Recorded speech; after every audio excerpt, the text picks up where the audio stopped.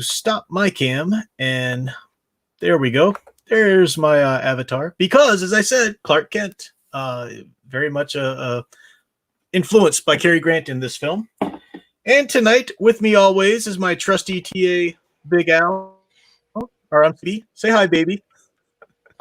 Oh, I don't know how the leopard sounds. That's probably really weird to people who don't know the context. I'm not just suddenly calling Al baby. That's the leopard who's named Baby from the movie. So Al and I didn't just make it weird, I promise. Although we probably did. Next up, we have the Klingon cleric himself, Mr. Troy Pacelli. Welcome, Troy. There you go. That's it.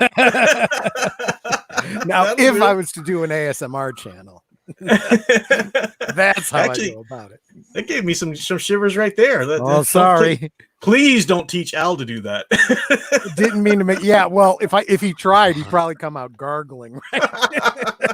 Which is fine. That would be great for a guest. See?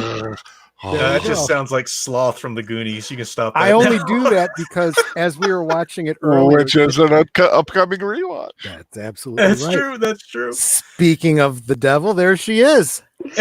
My kitty is just Oh, there you go. Now the reason I'm on camera is because I am so super excited. Today I got a very special gift from my favorite professor, a new headset. I'm so psyched because now this will take care of all my sound issues. So I wanted to show it off. See how pretty. and it sounds great. Thank you. Yeah, well, you picked it out. So thank you again so much for this. You're so very welcome. I didn't even get a chance to introduce you, though. As I always say, presiding over us all with her wisdom and grace, Netter from Netter's Network, who is very excited about her new headset, which looks awesome. Thank you again, Prof. I really appreciate it. I'm so glad it works. Net. I like that. It works. That works. That's good. Now, the computer keeps freezing up on me, so if you lose me, you know why. But I'm going to try to switch to an avatar now. No problem. I'll keep checking in the backstage should you go away or something, so I'll see you when you pop back in. So what what headphones are they? So I may know if I may one day want to get a new pair. These are gaming headphones. They're a little bit of an upgrade from the last pair I sent you, Al. So, yeah, if you're looking for some new ones, are yours getting kind of clunky or crusty or? Well, I've had to switch. I've had to switch out the little foamy pads a few times. Yeah, we'll look into getting you a good pair too. That'd be good. Being an old man, the hair is coarse in the ears, and it just the wrong way. TMI. She did. She just dropped out. Yeah, I see her devices. I think she was taking off the camera. Sometimes it'll automatically knock you out for that. I don't know why, but I'll bring her back in as I see her. Owen Lister for $4.99. Thank you, sir. Said, here's some fun trivia for you. My late dad looked a lot like Christopher Reeves, especially in these college years. I think you mean Christopher Reeve without the S, but you're absolutely right. I guess you're right. I've never seen your father, but that's cool. That's what I meant to say. That's cool that your father looked like Christopher Reeve. That's got to be a cool level of respect and looking up to him. Pretty nice. So, Agent Boomer, welcome, sir. I think I did see you when I popped back on trying to show Daniel Heron's package, but thank you for being here, sir. Always good to have our Agent Boomer. Agent Boomer is like a stalwart. I mean, he's like the oldest fan I can remember of the channel who's still here. Hadn't been scared away yet. And he's called Agent Boomer, so he's the oldest fan. There you go. That's right. There you go. And glad to see Agent Boomer possibly getting on mic more. I just caught that one. I didn't catch the Weeb Watch from the other night, so I don't know how many people were on that one yet. But cool to see y'all. Agent Boomer and I will be back next Sunday for another, whatever we're calling it, study hall. Study hall. That's right. Yeah, I like that. That's cool. Study hall. All right, so to let you guys know, I am queued up. I'm watching my Amazon Prime copy, and it's queued up at 2 seconds. So basically, the little RKO production has just started to fade in. I just heard like the first of the little radio beeping. And it's just like I see the general haze of the planet down below. It hasn't faded in completely yet. But Netter, we're at 6 seconds. You guys are 6 seconds. Okay. I just figured that out. Cool. Very good. So what do you guys think of the art analysis? Anybody stick around for that, or were you guys doing other things? I did not know you were on. Al gets upset. He's like, I'm supposed to let him know when I'm streaming at all times. Yes. Well, A common in fairness, courtesy. I have been feeling the same way for about the past week and a half or so, but now I've kind of assumed an hour before any show, let's just check to make sure whether or not the professor's on. I will start dropping notifications in the Rewatch Crew stream. It's happening right now.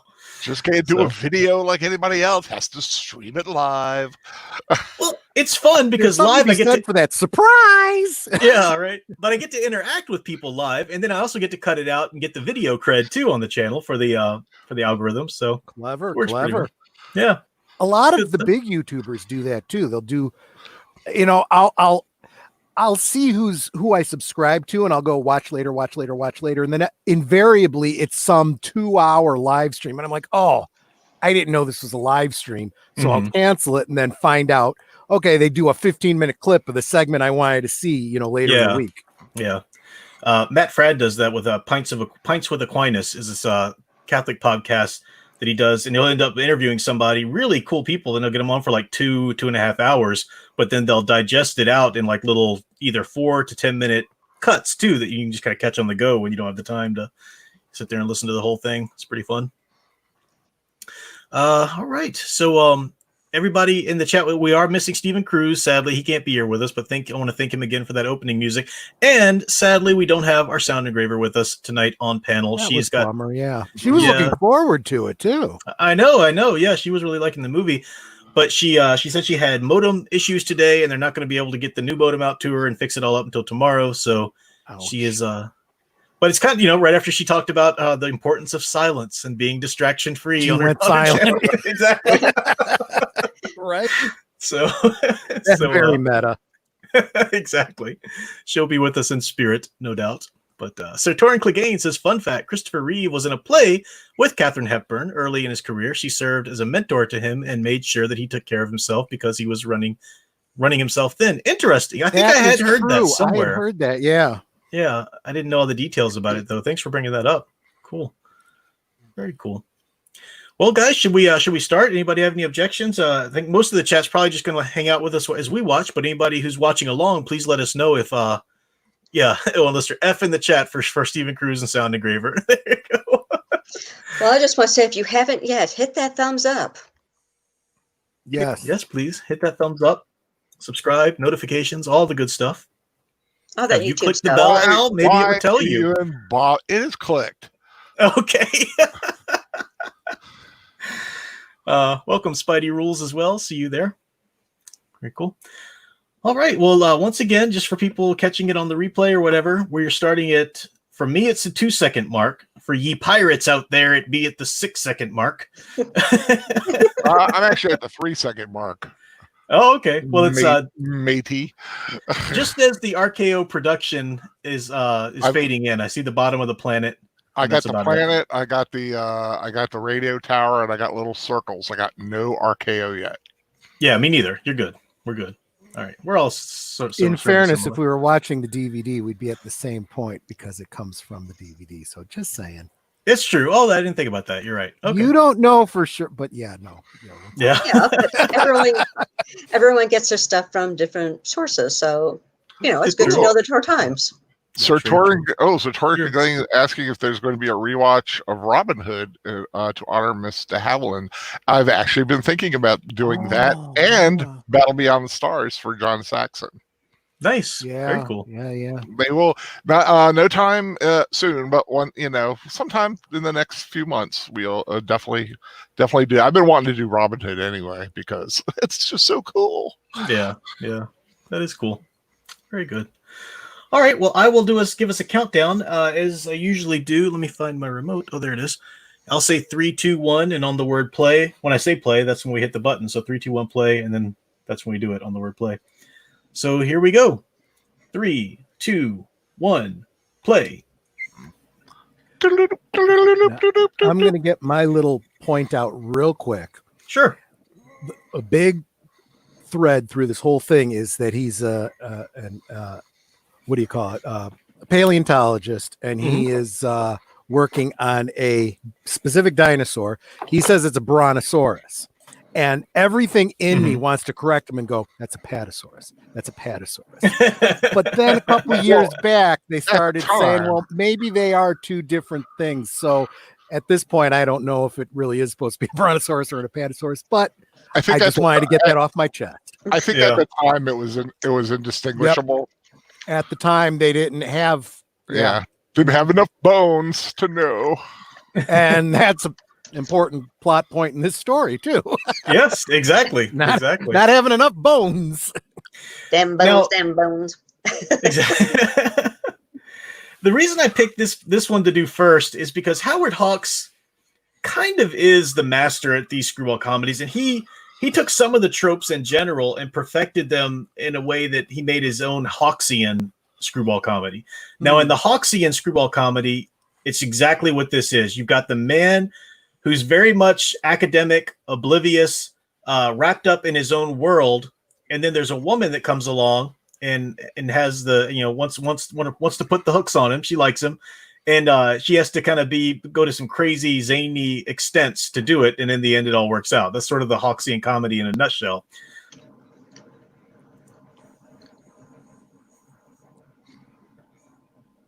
Now watch him, especially in this opening scene, and you really do get to see a lot of Christopher Robinson's Clark Kent and where it came from.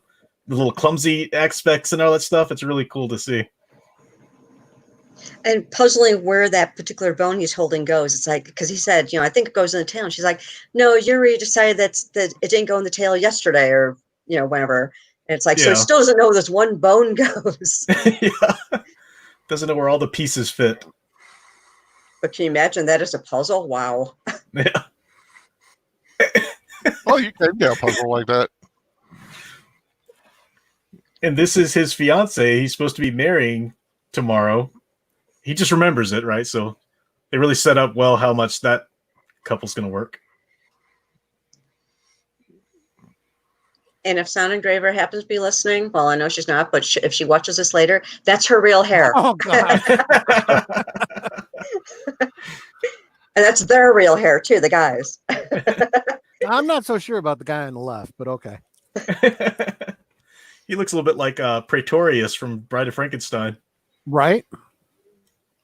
Yeah, a little bit. If you notice, figure.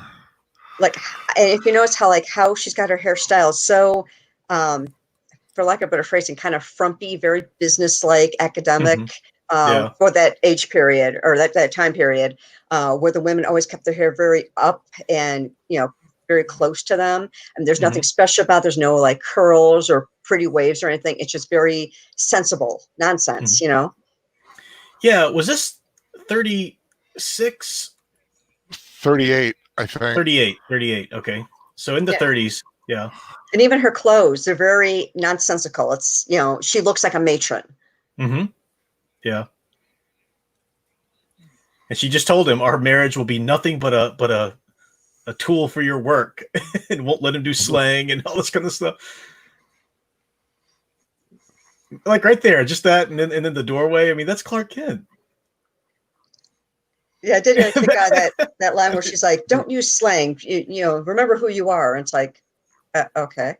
Yeah, who I want you to be. Yeah.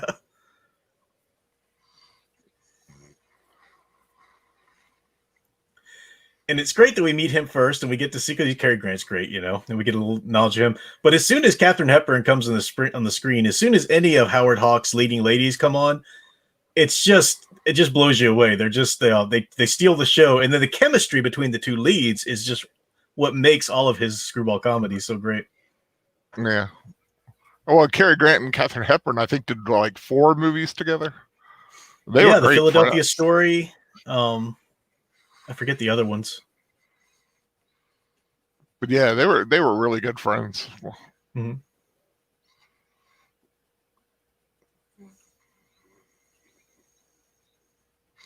I even see, Al, you'll appreciate this. I even see little resonances of that scene from The Office when Jim goes golfing. Oh, yeah. Somebody trying to sell them paper, and he's like, I don't want to talk about this right now.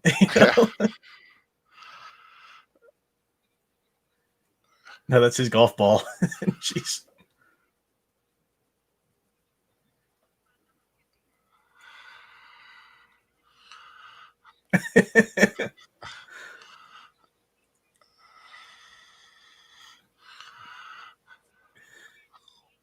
The dialogue's so great, but I love how she is in control of every encounter they have. You know, he's desperately trying to keep up or explain things. They had to bring in a lot of comedians to actually help her. This was her first comedic role. Oh, it And was. I did not know that. And she was not used to doing comedy. He of course was very comfortable doing comedy. Huh. She really needed help with her timing, and they had several vaudevillians and guys like that come in to help her. I did not, because you couldn't tell it by watching her in performance. It's great. We Yeah. do seem to have lost Troy and Nanette. I hope everything's okay. Maybe there's a Wi-Fi issue. I'll keep watching backstage to see when they pop back in. But yeah.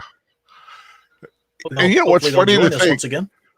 It's funny to think Cary Grant, Katherine Hepburn, this classic movie, and when it came out, it was a flop. Yeah. Yeah. A lot of these classics were. It's sad. Yeah. I think the screwball comedy was already a thing.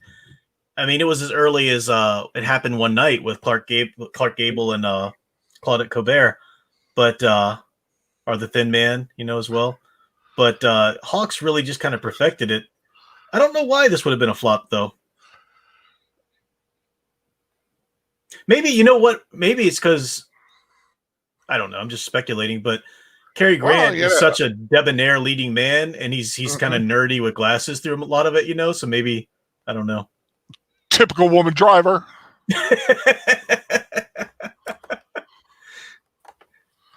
We have Troy back. I think so. I can see you, but I'm here. Can you hear me? Yep, you can hear you fine. Yeah. Okay. Netter should be back shortly. She also has computer issues as well as our modem issues. Oh yeah, the modem. I mean, as soon as Al started, I'm like, "Is that Al?" And then you started a robot, and I'm like, "It's me." Oh no. So when I posted the link for this, I referred to it as the infuriating 1938 screwball comedy. Nanette and I were watching this earlier today for the first time, and it was infuriating. She was making me nuts. She makes Lucille Ball, her character from I Love Lucy, seem totally reasonable. Sane and reasonable. Yeah. But that is the Hawksian woman. Each one is a little different. I mean, none of them are like insane like Katherine Hepburn is. I mean, insane, man. Yeah. I'm like, how does she even function in the world? Yep.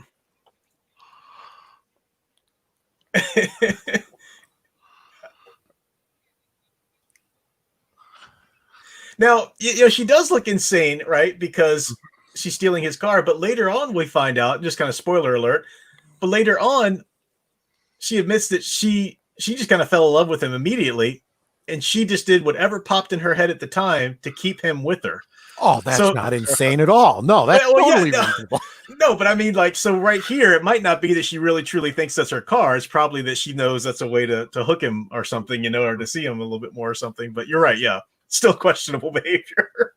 I'd say more than questionable. That's way beyond the stalker pale. It's romantic. White tie and tails. Yep. Very, very classy. Snazzy. That makes it all the more painful. I'm looking at that hat. I'm looking at that jacket.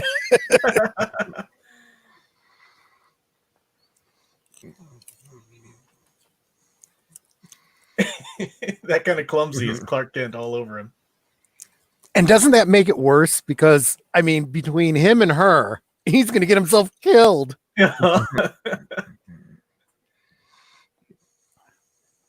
Katherine Hepburn, I mean, she was younger here than a lot of the roles in the 40s and whatnot, but she's just got this cuteness about her character that even though I mean, I guess she infuriated you too, but I just think she's so endearing in this movie.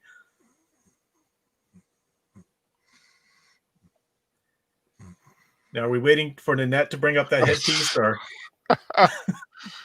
What is that thing on her head? I was thinking that. I was like, what the hell is she wearing on her head?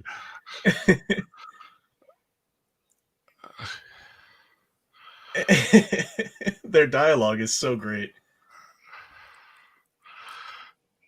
I got to give them that. These two play off each other really well. Again, Yes. what I said about timing in a comedy, you know. Mhm. And a lot of the comedy in this one is just rapid fire. Yeah, it's that rapid fire dialogue style, Yeah. and Cary Grant, he was great at that. He was great at that rapid fire, funny, just not only great timing, but he had great intonation, Mhm. In his voice. And you can see the way she's looking at him right there. Like, yeah, she's in love. I just love how she just randomly starts using that guy's olives. Matchstick's asking for a timestamp. Matchstick, what version are you watching? 11:16. Yeah, 11:16 on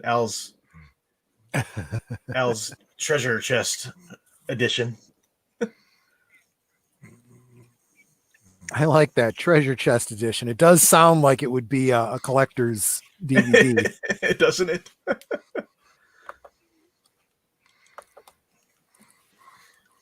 That little tiny thing. He said all people who behave strangely are not insane. Then he does that little eye roll thing. Just those little touches, and they're so quick. That's the hallmark of screwball comedy. Quick dialogue, quick.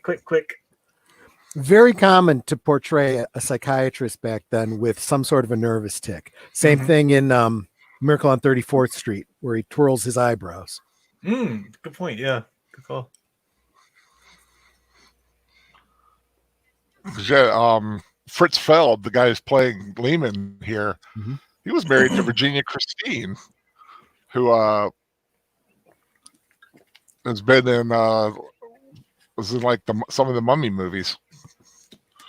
Oh, okay. Yeah. You gotta throw in a little Universal horror info when I find it. Yeah, even if I'm in the middle of reading a super chat. Yeah. Of course. And Lister says rapid fire banter is my favorite form of comedy. One of the reasons I love a lot of Tarantino's movies. Yeah, I guess he does that too. You're right. Yeah, I never thought about absolutely does. Yeah. And it's that same kind of very succinct, very enunciated, but very rapid. You watch some of those scenes and you go, I wonder how many times they had to retake that. Spidey Rules bringing up another great Howard Hawks, Cary Grant duo, His Girl Friday. Yeah. Netter's back. Netter's back. Let me let our Nanette in. Welcome back, Nanette. Thank you. Glad the modem is all working fine. Well, it was like I'm right in the middle of starting to type something. All of a sudden, my computer just turned off. I'm like, wait, what happened? Oh, no. Well, it was the same time I got booted by the modem, so it would have happened either way. Now, what I wanted to say for a previous scene is with the cars, didn't they have keys for cars back then? Because she just jumped in his car and drove off, and he jumped in her car and moved it. And it's like, shouldn't they have had keys for those cars? It's a reoccurring thing all throughout the movie. I don't know exactly. Did either of you know about cars back then? I mean, she probably lifted his keys. but remember, there's another part where she takes another car, and again, she doesn't have the keys for it. Yeah, I guess they were just I don't know. Maybe just you don't expect your car to be stolen at the golf course in those days. I don't know. And try and need a timestamp from you. Oh, I'm at 14:23, 24, 25, 26. Thank you. I love what he says here. He says, no, it isn't. He says, no, it's never going to be clear as long as she's explaining it. Yeah, exactly. And we talk about the dialogue, but we got two of the classic actors with the most distinctive accents as well, like Cary Grant and Katherine Hepburn. Joy to hear them speak that dialogue. They're both versions of that transatlantic. Rip. It's just like, it's not my fault. It's not my fault. It's like, yeah, it totally was your fault. The first thing she says is, you tore your jacket. Hey, you tore your jacket. I know. It would be everything in my power not to turn around with a backhand. Yep. But she's so adorable in this. Tom Spiegel says, for rapid fire comedy, see Radioland Murders. That is a great movie. I love that film. You're right. Mary Stuart Masterson and what's his name from Dream On. That was good. Michael McKean is even in it. Whoops. I love this. If she would just shut up and listen for a second, he would tell her, your backside showing. But that's the comedy. It's great. Right. And Netter, when you were offline, Al was looking for a hot take from you on that headpiece. That's right. I'm not sure what that's supposed to be. I think it's hideous. Didn't I say she'd say something like that? Yep. He smacks her on the butt basically with his hat. What is the matter with you? And this was all inspired by a story of something that really happened to Cary Grant. Oh, really? Awesome. Yeah, his zipper got stuck in the back of a woman's dress. Oh my gosh. And he told the story to Howard Hawks, and Howard Hawks kind of was inspired to put it in this film. That's awesome. I think what's so weird about that headpiece is that it starts around her neck. Yeah. So it looks like it could be a collar, but it's not. I gotta say though, you see the seams on the back of those stockings, and you're just like, yeah, nice. I can't get any closer. They are just so perfect together. They keep telling this poor guy, I'll be right with you. I'll be right with you. I know, right? Of course, so close, and with the cricket hat. See, that's where I would have just said, you know what, ditch the hat. Yeah, and the torn coat. And he started off looking so dapper until he met her. He does get more and more frazzled as the movie progresses. Well, she's a walking disaster. Oh, she is. But they're and so it makes perfect. it so much worse when you find out it's all intentional. I mean, you could at least say maybe she's got like a mental deficiency or something. No, that's not it. She's purposely bamboozling him. But in the way that the film presents it anyway, by the end, I mean, he's been stuck in this little world. He's under the thumb of this fiance he's got now. He doesn't really live for himself, and by the end, just realized that's the best time I've had. With such a breath of fresh air. Like once he finally allowed himself. And what's funny, this is the second rewatch that Troy seems to not like the lead female. See, and I have such a hard time with that because I really, really do like Katherine Hepburn. I really, really do. It's just this character is driving me up the wall. And I look at the contrast of the hair. Now, his fiance had very, neat, prim, proper hair, where her hair is all wild and frizzy and curly and like all over the place. Exactly, yeah. I don't know if there's a name, like in film noir, we have the femme fatale for the, the dangerous woman, but we should have some sort of word for the screwball comedy heroine, especially the Hawksian. A lot of people say Hawksian woman, but that doesn't really roll off the tongue like femme fatale. Femme bizarre. Femme bizarre. I like that.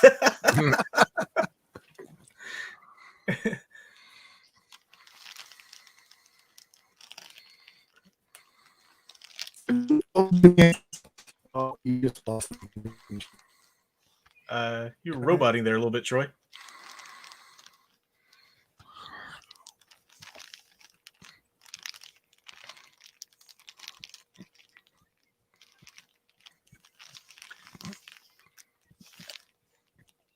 Oh, and let's just say thank goodness Cary Grant wasn't Me Too'd back then. I love it. He says, I know I should go now, but somehow I can't move. It's like a train wreck. Oh, bop.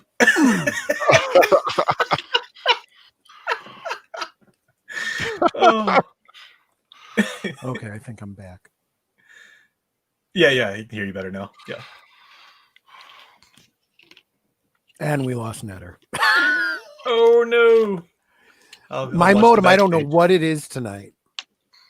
We had a lot of storms over here on the East Coast today. Nothing right now, thankfully, but Yeah, we had a few boomers going off a little earlier, but it's clear now, or at least not booming. Aged boomer. Speaking of boomers, for $2, men wear top hats anymore. Yeah, I like the fedora better, but top because hats this still. happens. Yeah, exactly. Oh, and Lister for $3.99. The Bizarre Broad. That's the femme fatale, Bizarre Broad. I like crazy better than bizarre, but yeah, bizarre's got that great alliteration. La Fou Femme. Would that be the French way to say the crazy woman? La Fou Femme. The wacky woman. The Femme Fou or something. I don't know. Or what's the feminine? Sounds like a female martial art. Femme fou. Well, there might be a feminine conjugation of that adjective "fou" for the la femme that I'm just not. I'm a little rusty on my French. It's been a while.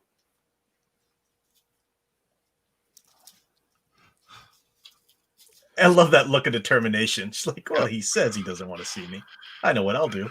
I like what Spidey Rules points out. He talks about scenes of them talking over each other.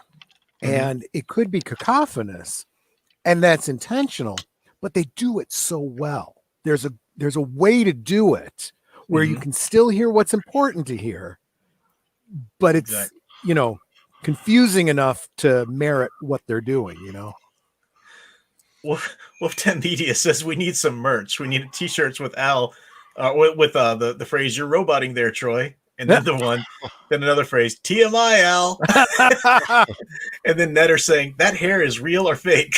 Yeah, and "Woman, do something" on every merchandise. That's funny. Mystic is saying the Hawks Harmiette. Harmiette? I'm not sure I get that second word there. I am not good with French, so.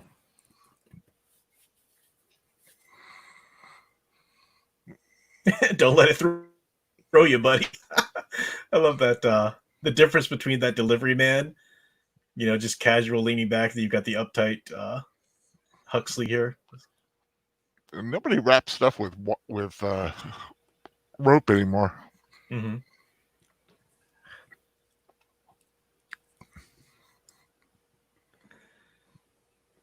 Oh, Haramet. Okay, I see what you're saying, Mystic.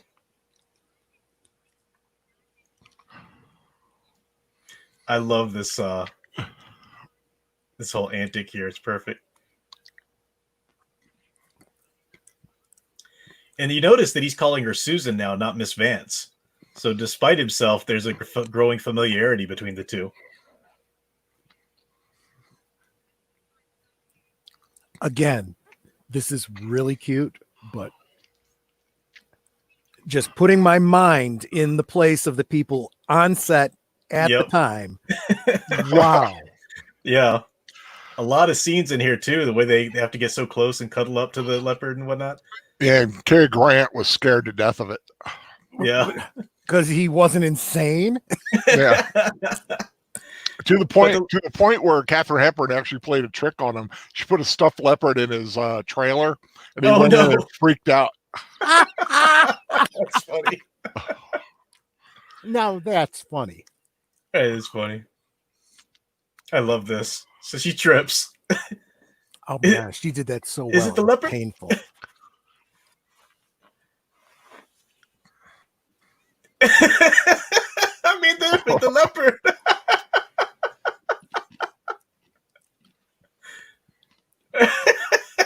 Do you realize with just a slight tone change, this could be a thriller horror story? That's true. And then he trips the same way. Exactly. That's perfect. Now, I know the romantic person would say he's concerned about her. Mm-hmm. I'm just saying any reasonable person would have compassion for someone they think is being mauled by a giant cat. Oh, certainly. Now, in the screwball, certainly the Hawksian screwball comedy, construct, though, he's too oblivious to realize that she's the one he should be with. So these machinations are needed to peel away the layers of obstinate oblivion. Tom Spiegel says, so I hear there's a leopard in this movie. Oh, there it is. I love that little scene there where he walks in, then freaks out and shuts the door. I actually used that as a clip in a music video I made in my high school film class. It was fit perfectly in. Agent Boomer for $2. This is why they invented cordless phones. Exactly.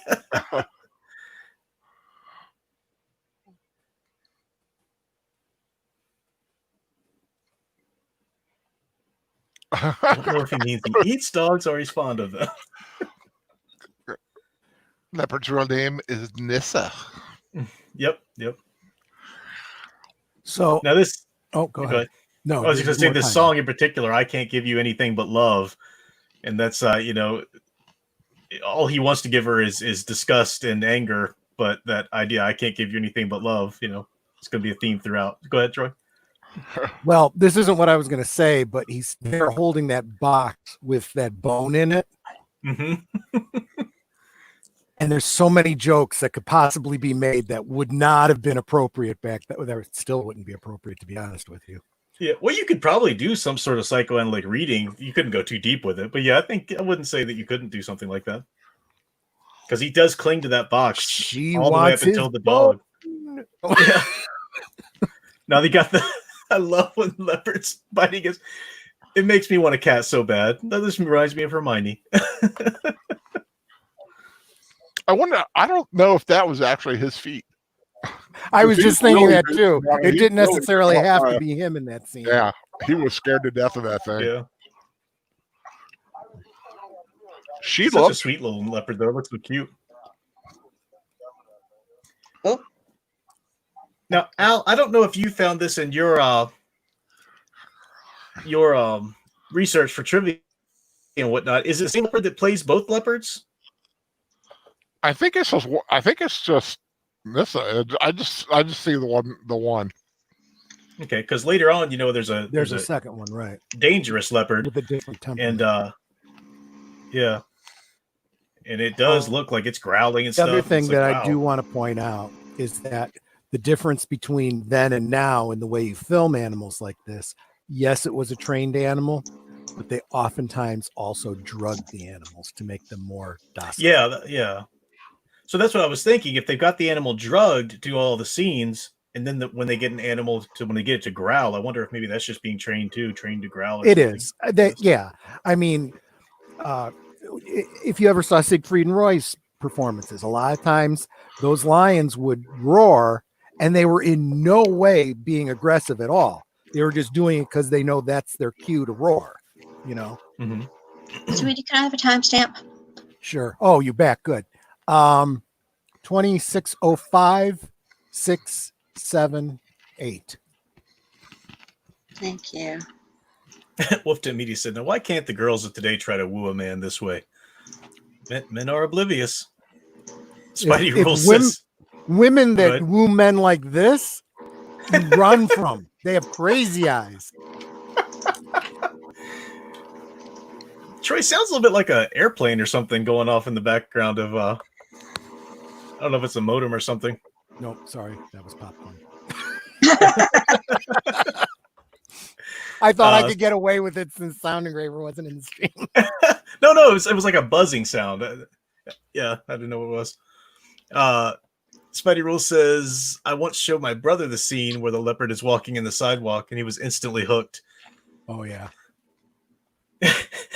You could so knowing that what you told me, Al, even though he's acting scared, you can tell that's Right. genuine terror. Yeah. Back then you'd be like, wow, he's a really good actor. No, he's not. Yeah, well, he is, but he's not acting right now. Sweetie, one more time, another timestamp. Sure. 29, 16, 17, 18, 19. I'm behind you. Okay. Let me know when you get to 30:06. Okay. I also think some of these scenes were like, like he wasn't actually there, the leopard. Yeah. Put it That's later. like a film. you Double can see, exposure. Yeah, or something like That's that. how they do it now with green screen. Mhm. And I have to say, that's an ugly hat she's wearing. Right. What he just told her, he said, "You look at everything upside down. I've never met anyone quite like you." Again, just building onto that, she's the breath of fresh air in his kind of regimented, trapped relationship that he's in.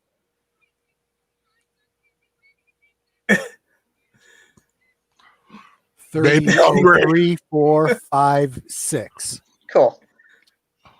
I love it. It just fades. It just fades to him covered in chicken feathers. Yeah.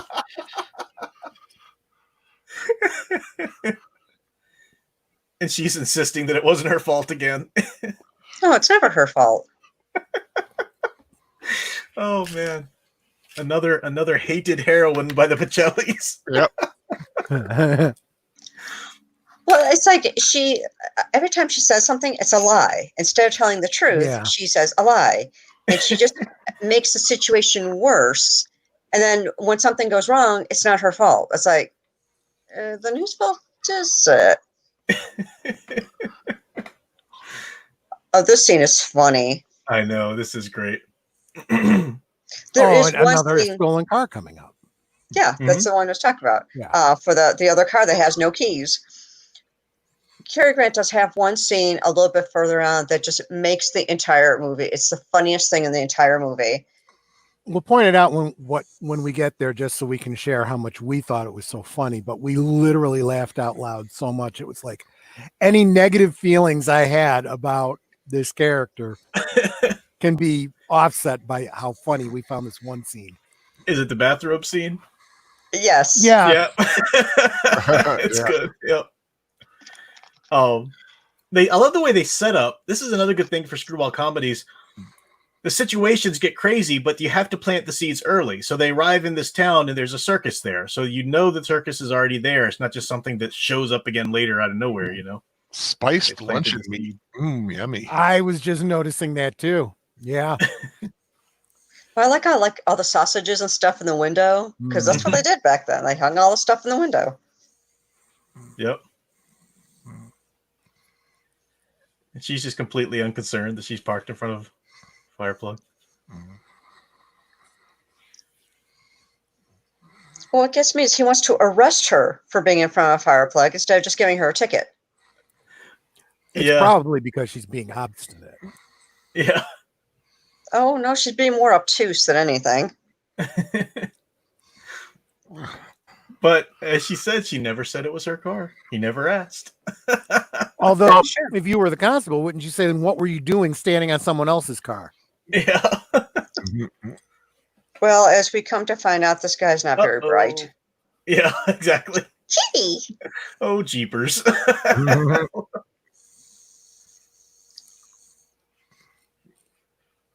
You're under arrest for parking by a fire plug. Usually you give out a ticket for that. I've seen that man in other, like, you can't mistake those eyebrows. I've seen him in stuff before, but I can't put my finger on what it was.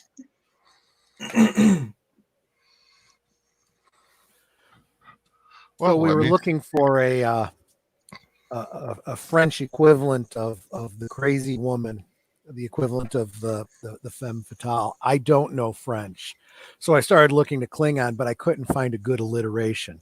The best I could come up with is woman crazy. You roboted out there, Troy. I couldn't hear what you said in the end. I just dropped it in the. Oh, okay. It Woman literally be crazy. means woman be crazy. Malby.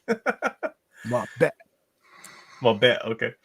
If you notice there, she drove away with him sitting on the sideboard, just like from the golf course again. So it's the same idea. He's just along for the ride. That's the sense of it, you know. What she is, she's in control. I love him singing, but in terror, you know, when you hear that in his voice. I know everything is not all right. I didn't notice it the first time through. Nanette, did you see the cage of the dress in the foreground? Oh, you're coming downstairs. Yeah, my laptop cut off again. I'm switching laptop. So. Oh no. Okay. Did you hear that? Yeah, her laptop cut off again, so she's going to hang out with switching you. computers. Yeah.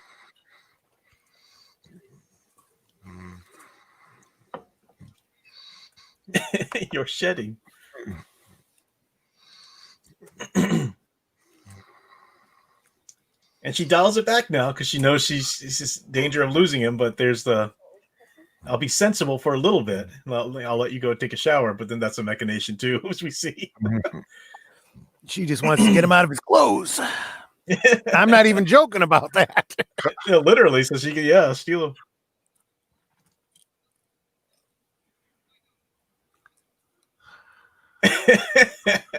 Which is basically what she does.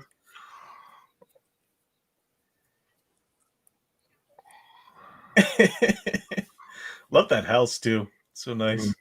Here's something to be said, though. He decides to take a shower. He's putting himself in a very vulnerable position. Mm-hmm. He should But not again, feel oblivious. safe enough for that. Yeah, oblivious. Little touches like her putting the hat on, and stuff.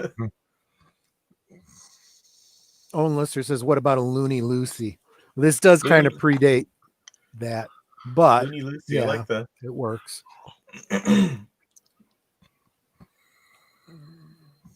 No hurry at all. That is a nice house.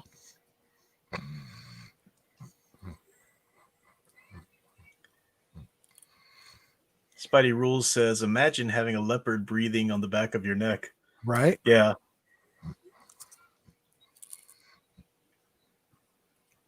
Now, she doesn't take the bone, but she is the one who opens it. So put it down gently and go away. Should always be gentle with a man's bone.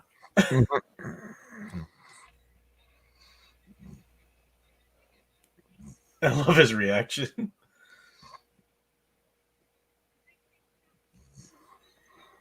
She knows she's got him hooked now. She's not even worried.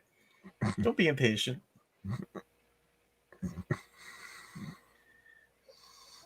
She keeps saying that everything's going to be all right. And the only rope he can get is hers. So it's this feminine rope with the fluffy.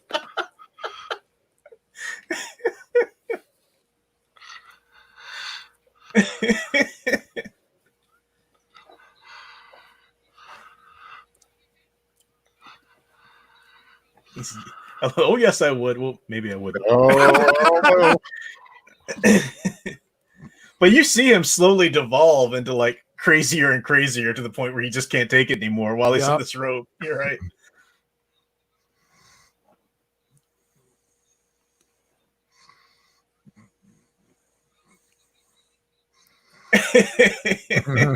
He couldn't have taken all You might have done. And he answers the door. Yeah, here it comes. It's perfect. Now, this, unbeknownst to him, of course, is the woman in charge of donating that money to the museum. I'm not quite myself today.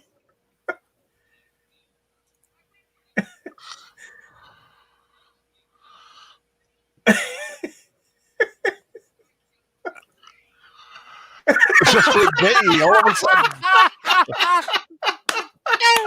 That little jump and everything is so perfect. And that's one of the first times they used that was been in a film. Oh, in that context, yeah. Using that context for gay, yeah. Yep. Oh, and I love the little dog, Max. Annoying as he is, I can forgive him. Oh, wow. Sorry, I was distracted. I was hopefully Troy won't see that and make it weird, but nope. I mean, the gams. But the dog yapping is kind of like highlighting how much cacophony it is when all the characters are talking over each other with all the dialogue,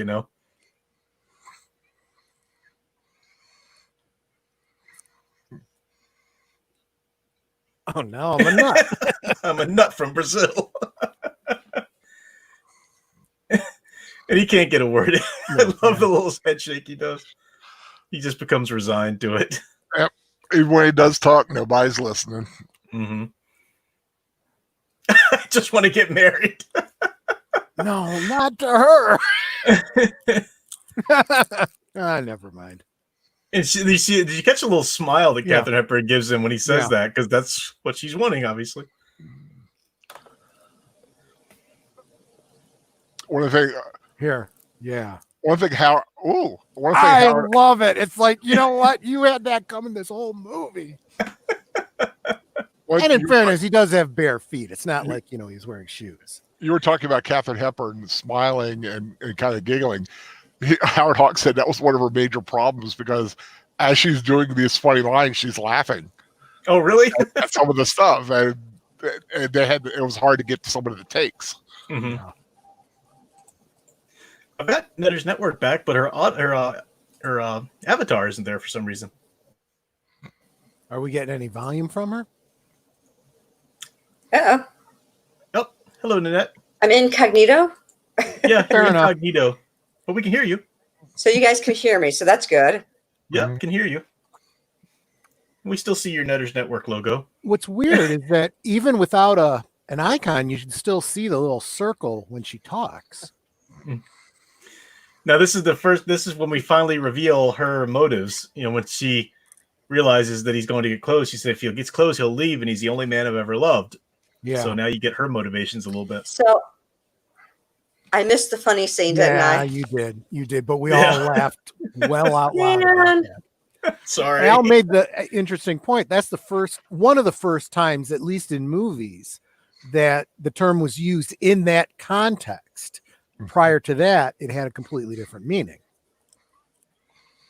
This was the transition of the use of that word. Mhm. I love he's got these like weird sandal things on too. He puts on.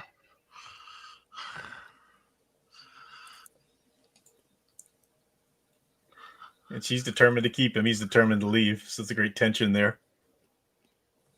And this good unity of time because oh, sorry. Somebody say something? I was going to ask for a timestamp. Oh, Yeah. 42:15, Yeah, I'm a little behind this time. 17:18. The unity of time that they established right in the beginning of the movie that tomorrow he's supposed to get married. Now it is tomorrow, so that's good tension for a comedy. Obviously, it's good tension for dramatic and mystery or whatever. But this comedy just adds to the tension of our main character and slowly going crazy and slowly buckling under her schemes. So now he realizes who that was. And Yeah. I love her response. I'm afraid you didn't make her. You made a rather unfavorable impression. You gotta think.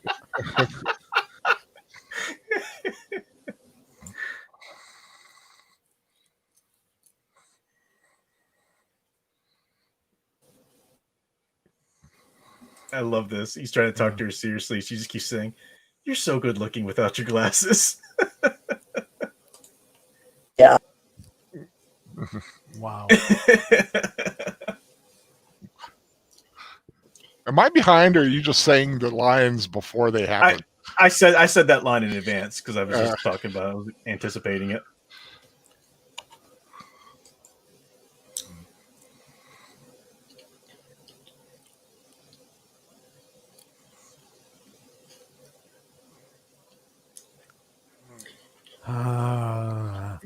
But you are good looking without your glasses.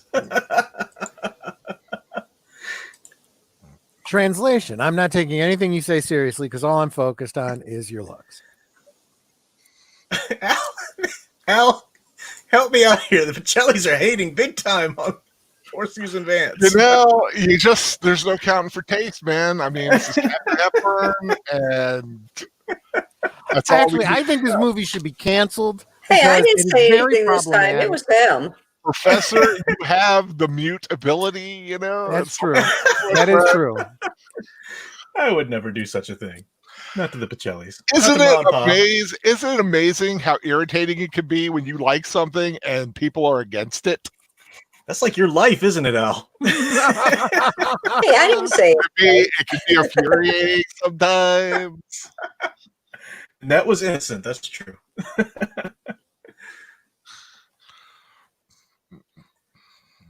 It is. Now comes the fixation with the dog, which really adds to how crazy the dog he looks. takes the bone, Mhm. and it's like, is he wearing sandals? Yep. He's wearing sandals. Those look weird. Because they showed he tried on shoes, he tried on boots, none of them fit. The only thing he could wear was the sandals. And I just love how she was like following along, doing everything he was, like follow the leader. Yeah. Yep. So even as goofy as those sandals look, they've established why he has to wear them. Mm-hmm. What were you And saying? the bit of dialogue as she's trying to get her head on and get out the door, I couldn't understand a single word they were saying. I was like, what'd she say? And Troy actually told me line for line what they said. I'm like, Mhm. like you understood that? Yeah. That transatlantic.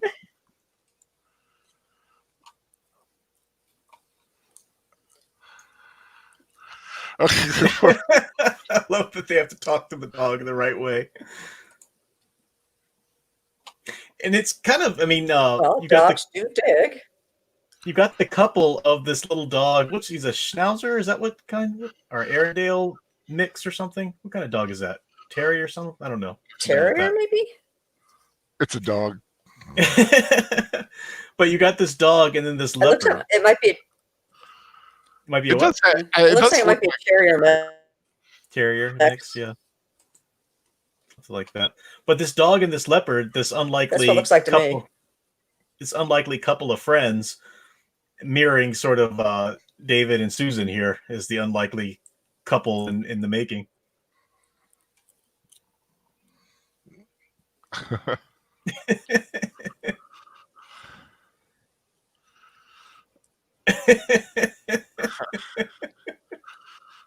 I wasn't going to hit George.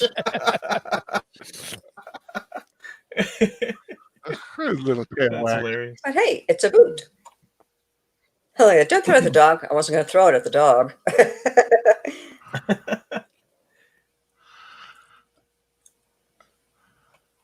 I like that the dog just hanging out as they dig.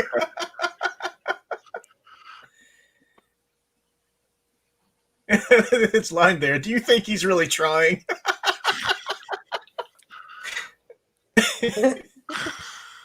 And you get the idea that he's just so at his wit's end that he's just doing things that he never would have thought to do before, you know? Right.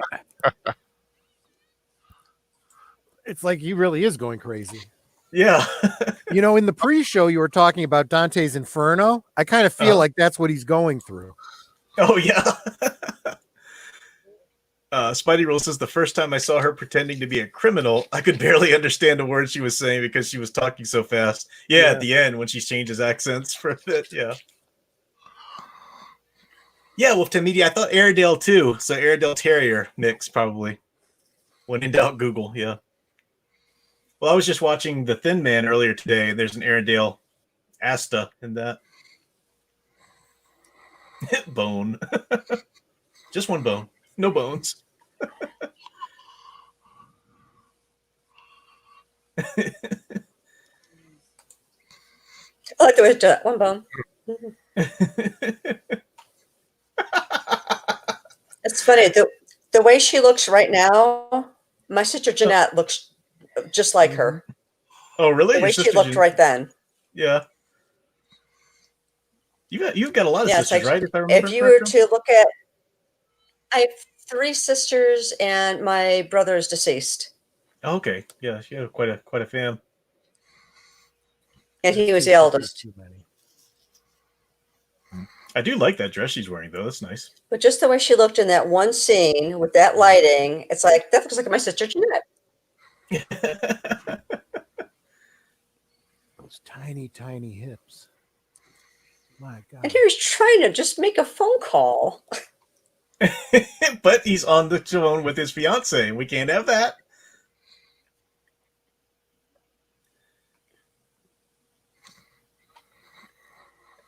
Now, so she's showing up first, and then when she starts this, in a second, when she starts the ruse of the tone, the time will be, and I'll just point it out before it happens. Once she finally hangs up, she laughs like she hung up. It's like that was her goal all the time, you know, just to separate him from her.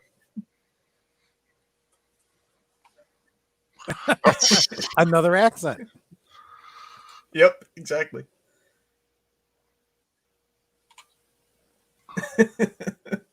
Now this guy here, it drove me crazy when I was watching this again to prepare for tonight. I was like, where have I seen him from?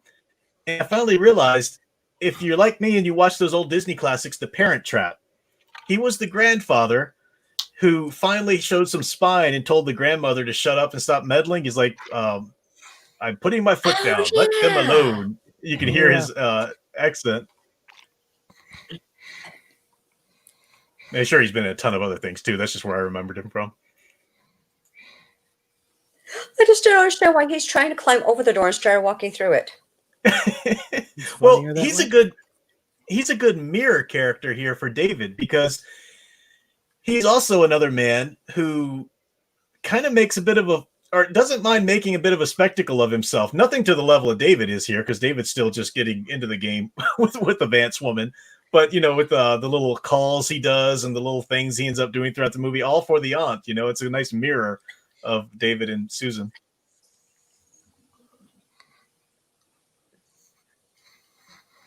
He thinks you're talking Mr. Bone. You're Mr. Bone.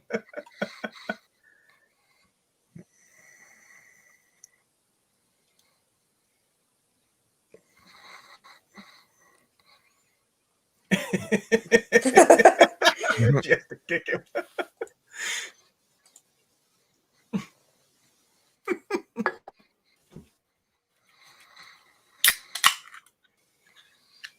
Time to crack open a cold one. Cold, sweet one. It's the sweet one. My little Greek chorus behind me there with Troy Right. now.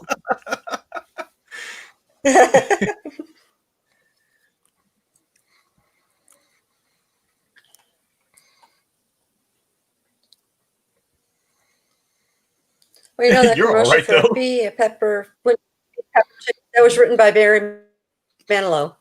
That's true. Barry Manilow? Seriously? Wow. Yep. Be a Pepper, drink Dr. Pepper. Yep. That was Barry Manilow. Yeah, he actually did a lot of commercials. Yeah. I did not know that. There were a lot of commercials that he wrote that because he actually did this bit. This was years ago, where he's like, there are a lot of commercials that I did that you probably don't know I had something to do with, and he started singing them, and I'm like, I know those, like a good Wow. neighbor. Deserve State a Farm was break there. today. The sung version. Oh my gosh, He really? did that one. Yep. He did the Dr. Pepper one. There were quite a few of them. That's so weird. Yeah. It's like, why would I he remember- resort to jingles? It's not like he was hurting for money, Mr. Barry Manilow, you know? Well, I think it was before he became Yeah. Barry Manilow. He was Oh, up okay. and coming at the time. Yeah. Gotcha. But I saw a concert with him once. I think it was like on Showtime back in the old days at cable. But he had a joke there, where he did one for Hoover, and he was talking for something like for greasy, filthy, so the dirt. Hoover really sucks. And he's saying it. It was so funny. Now, the aunt has told Major Applegate to talk about big game hunting because maybe it'll draw out David to talk. Right. But he's just staring at the dog. I love it. Again, little touches like that show me the juxtaposition of Applegate with the aunt and David with Susan.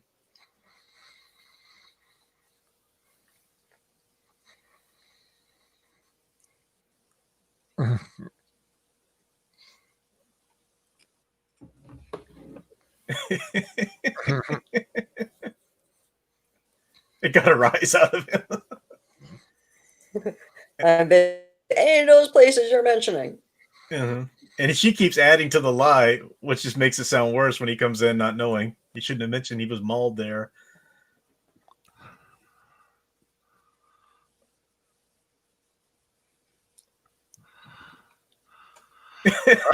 So oblivious.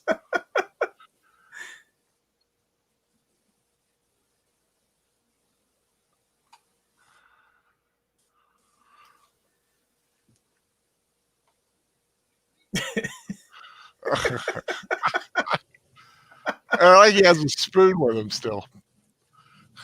She said that she loves him and she wants to marry him. And I love the aunt just said, imagine giving a dinner party with your husband stalking around like Hamlet's father's ghost or whatever. And this Irish stereotype gardener's hilarious.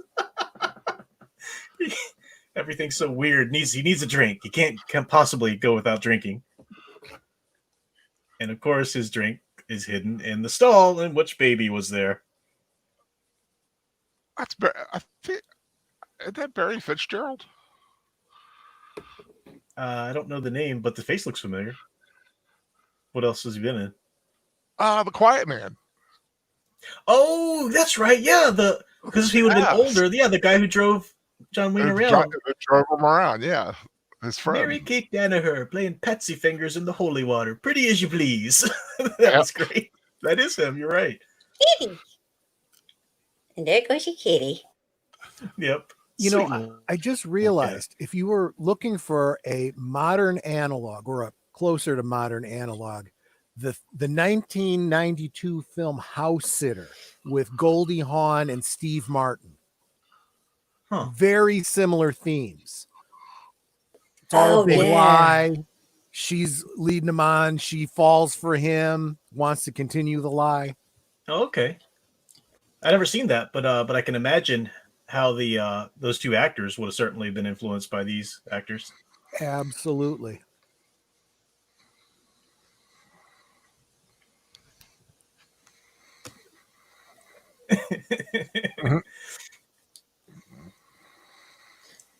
I like how she kind of elbows him like, it's not a leopard, it's a loon.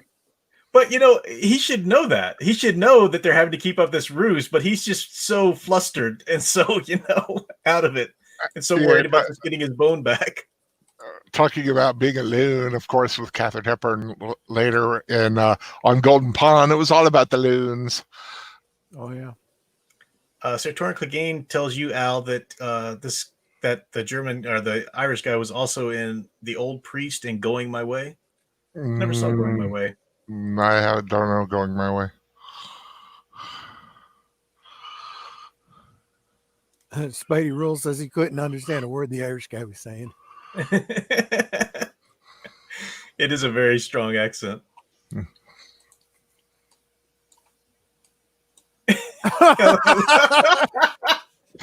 It's so good. I'm doing it before I even get started. But I love how she says it's probably an echo, and he's like, well, it certainly was a long time getting back. Like everything's just perfectly plausible,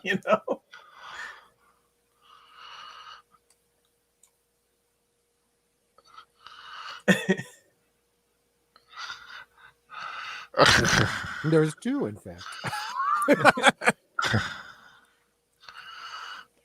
Wolf 10 Media talking about a Just You and Me Kid rewatch with George Burns and Brooke Shields. I haven't seen that one. You guys know that one? Oh my gosh. I haven't thought of that movie in years.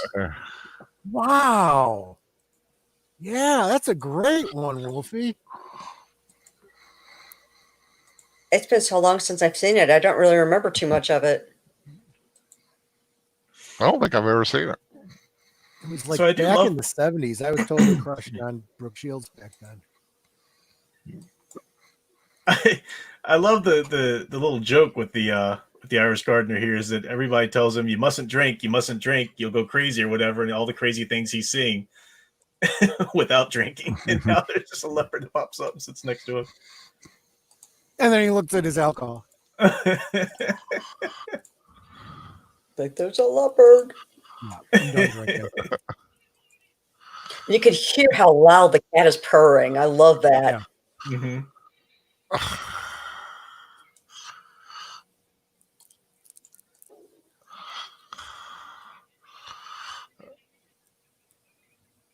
Oh, Tim Media calling this stream the TCM stream. Yeah, I've been calling it Tuesday Night Classics. That's probably a name already somewhere else, but it was Tuesday Night Noir, which I like that. I know Al loved that alliteration. And yes, Al, I heard that Al disapproves of Tuesday Night Classics because there's no alliteration in it.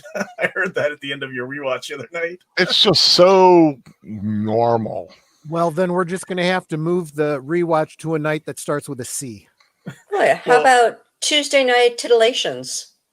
Tuesday. That's a little That misleading. gives the wrong That sounds impression. like a whole different kind of rewatch. Yeah. But you can see the thing with Al, he's such a perfectionist. You can't wait for Al to be happy with it. When I told him I was crying out names for my channel, I said, Al, what do you think of Professor Geek? And he said, you can do better. That was Al's response to Professor Geek. Well, you know. You can do better. Did Al ever come up with something better? Oh no, it's your job to do that. There you go. Just Yeah. make sure you please him in the end. But Al, in his defense, he comes up with some great ones. That's true. I didn't know you came up with Brew Crew. And you came up with Holy Roman Fanboys, the Geek Shell in Here at the Earth. What else you come up with? Lots of good things. Your Al pals, your all the names for that. Yep. Still don't have a name for my. He came What's up with Netter's Network. Yep. That's right, Netter's Network. How could I Netter's forget Network. that? You're right.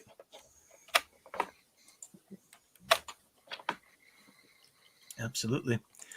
Let's see. I missed something. Spidey Rules says the looking at his drink after seeing something weird. Yep. Joke is a timeless classic. Yeah. With the media Tuesday night teasers. I like classics because it kind of that's really what I'm doing right now. Regardless of the genres that we end up going to, like we'll eventually get to some good westerns, and stuff. But as long as they're classics, like 40s, 50s tops, I don't really want to go into the 60s yet. But 30s, 40s, 50s.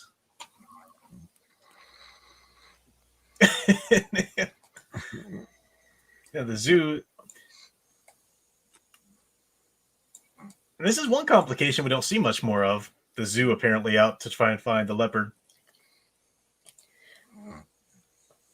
Well, I like how she calls because she says to, and then she tells him, "It's all your fault. Now you're giving away babies. It's not yours to give away." It's like, what? Yeah. Well, and she just found out, of course, it was for Odd.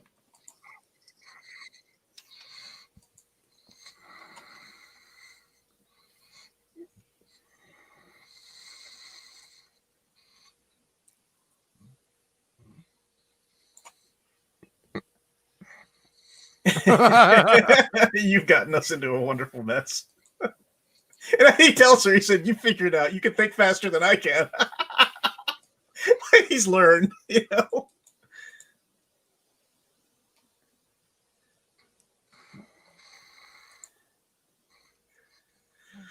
Oh, Wolf to me, that's pretty good. TCM Tuesdays. Yeah. Although that works. But I'll do more than Turner classic movies. But that's good. That's good. I personally don't see what's wrong with Tuesday night classics, but Al has spoken. Well, it's descriptive. It just doesn't have pizzazz. You could do better. How about Professor Premiers? Oh, that's onto something. Yeah. Premieres though, you'd think it would be a new movie. Professor Geek Presents. Oh, I like that too. Hey! Okay. Presents. Okay. What, Al? Oh, Big Al Presents. That's right. I don't know. I think you can do better than Big Al Presents. There's no alliteration there, Al. Yeah. I think you could do better. I think I could actually. I kind of do it on the fly. Yeah, it's not an alliteration when it's Big Al. Although I did like Review-O-Rama when I did it. That was good. Yeah. That was good. So this silliness of trying to explain just the right way to use the leopard call, and then of course he ends up seeing the leopard.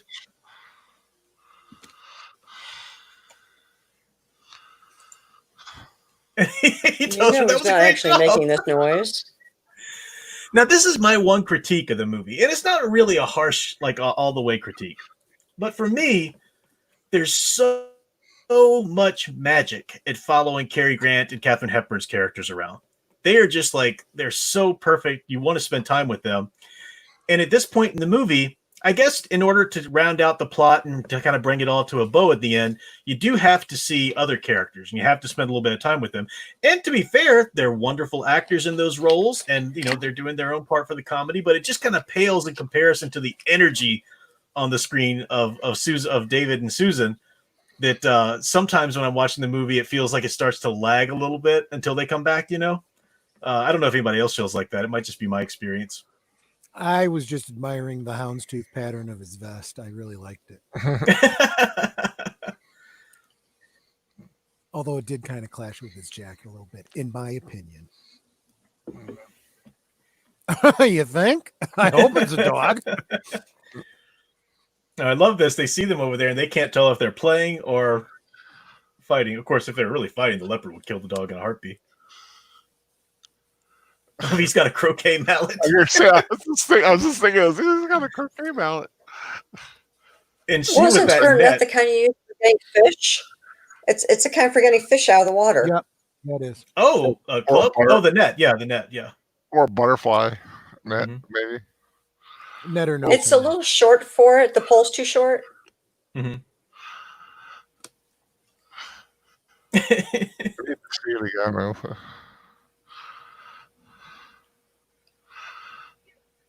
And I'm thinking she's wearing a very light colored outfit and she's crawling through the dirt. That's never going to come out. Yeah, there's no hope for that dress anyway after this. These people cannot get together. I mean, what they would spend in clothes alone in a year. Yeah, that's a fishing net. Yep. But in a second, I'll just go ahead and say it in case we're on to something else. But once they fall down, her net ends up over his head. Yeah. And that's just like the perfect picture of what the whole movie's about, her catching him, you know? Well, I think is interesting is he tells her, she says, I'm stuck. And he goes, well, that's poison ivy. And it never gets touched on again. So it's like, was it really, or is he just teasing her? Yeah. There is the possibility that he was telling the truth, but she's just not very sensitive to it. Some people aren't. I love the things that the Pacellis pick up on in these movies. What? What did I say that was funny? Well, I mean, maybe she wasn't very sensitive to the poison. It's like it's just a little throwaway line. She's oblivious to everything else. Why not? I love it. That's a good thing. I think it's great. I love that Pacelli touch to the rewatches.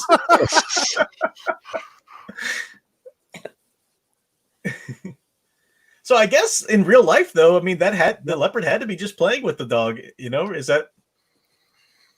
And you can tell by looking at him, because if that leopard really, wanted to hurt that dog would be down. Oh yeah. In another minute, my intercostal clavicle will be gone forever.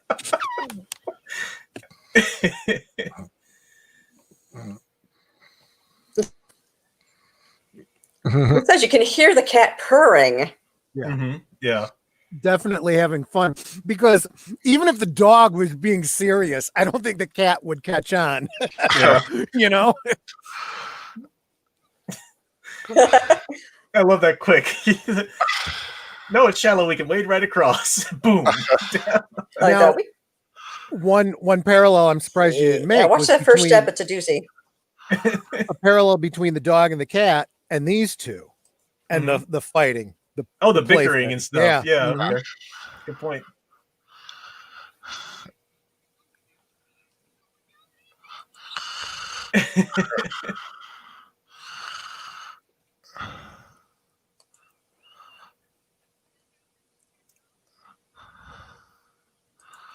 Wolfton Media said, I like how she sings. When she sings I Can't Give You Anything But Love, it brings out her faux aloofness.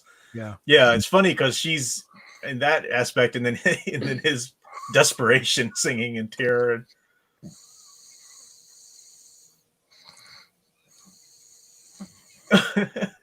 Now she's kind of at this point, like she's been trying to lure him in with these plans. Now she's kind of seeing it sucks. Yeah, I know. If it worked, and she just throws the other one in too. You may as well. But she's trying to say, no, I've got a lovely time with you and stuff like that. But it doesn't work at first because he says, nope, you go away, you go home. I don't want to be with you. So she has to lay it on a little thicker here in a second. She leans over and she's trying to dry her hair. And all I'm thinking is you have to get close enough to dry your hair without singeing it. That is not an easy thing to do. Yeah. They used to have these things in, I don't know how long they had these things, but it was a thing in colonial America, at least, where they had comb back chairs, they were called. And it was a rocking chair that women with their long hair in the day, once they would wash it, they would sit in the comb back chair and hang their hair up over the back of it and then sit close to the fire. So it would just kind of hang there and dry. And then there are all these kind of stories about, the hair caught fire and the woman died or something. You never know what's true or not, but that was a thing. The only way it's going to catch fire is if she's got some kind of product in it, like an oil, because what's going to happen is it's going to singe, and you're going to lose your hair, but you're probably not going to catch fire. Mm-hmm. Now here's our enter the second leopard, and this is the leopard who was at the circus that they already brought in. They already said that circus was in town, and this is a leopard who's a man eater or a man mauler, and And unless I'm mistaken, there's a scene from Tales from the Stacks going on in the background there. Okay. It looks like I was it, thinking right? too, is Lady and Anna. Yep. So they're taking this leopard to a gas chamber, they say, which is awfully humane. You know, you'd think back in the day they probably would have just shot it or something, but it's nice a humane, at least if they're going to put it down, they do it in a humane way. Yeah. Because you're right. Usually it's like if an animal hurts a person, they just shoot it. Mm-hmm. Mm-hmm. Now they think that the circus is the zoo, and they've caught baby already, but it's actually the circus just taking the bad leopard.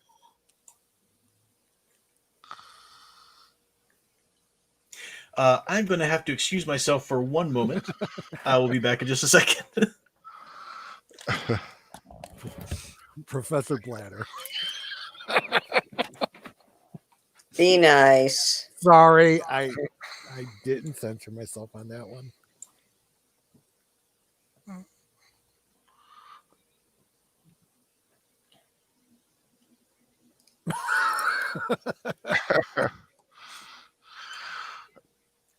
And Yeah. you know how odd it's got to be to run into somebody in the middle of nowhere with a net and a croquet mallet. What the heck are you up to?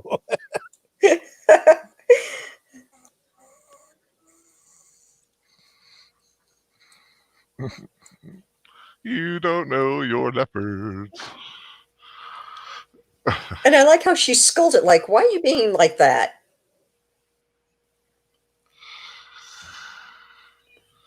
And see, again, this is another thing about this movie that's problematic and why it needs to be canceled. They're acting like all leopards look alike, and that's not right. That's speciesist.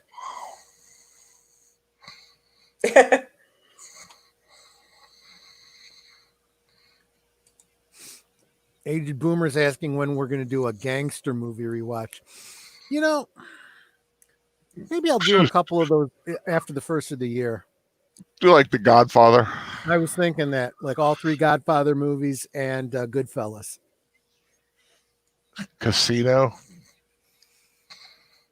Oh, yeah, Casino.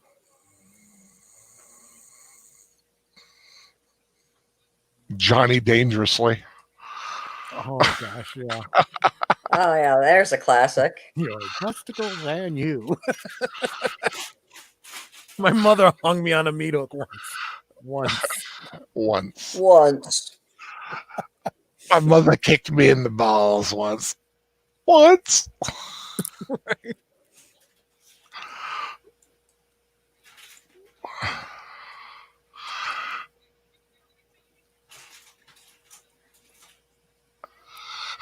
If we do a Johnny Dangerously rewatch, we definitely won't have sound engraver for that one. Unfortunately. Well, I like the weird Yankovic songs in there. Oh, This Is the Life, yeah. You know what, Sir Torrin? I haven't seen Carlito's Way. I'll have to check that out. Yeah, I haven't either. I've never really been a big gangster film kind of guy. But like I said, I like the original Godfather. Godfather 2 kind of, I don't know, not my thing as much. So no Cagney films, huh? You dirty rat! You killed my brother. Right. That was frightening. I know that is terrifying with the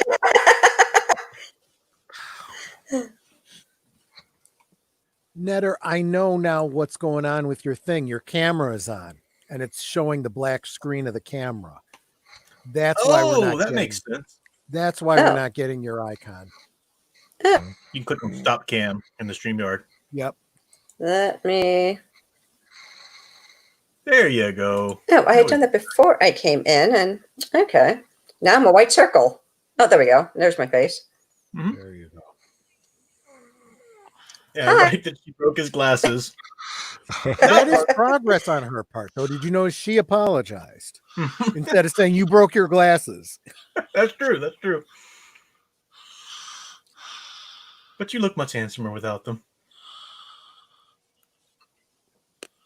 And here's where it goes down. What I was saying a second ago about Like a when he tries to send her away.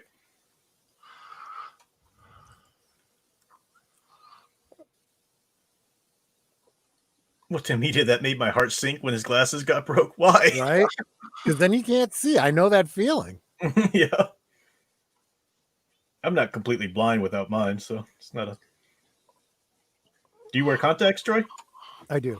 I can't. Although since So I've do been I. home so much, not nearly as much as I used to. Oh, you too. That I can't fathom the thought of putting a contact in my eye. That's just Been wearing them since I was 13. I'm so used to it. yeah. Okay.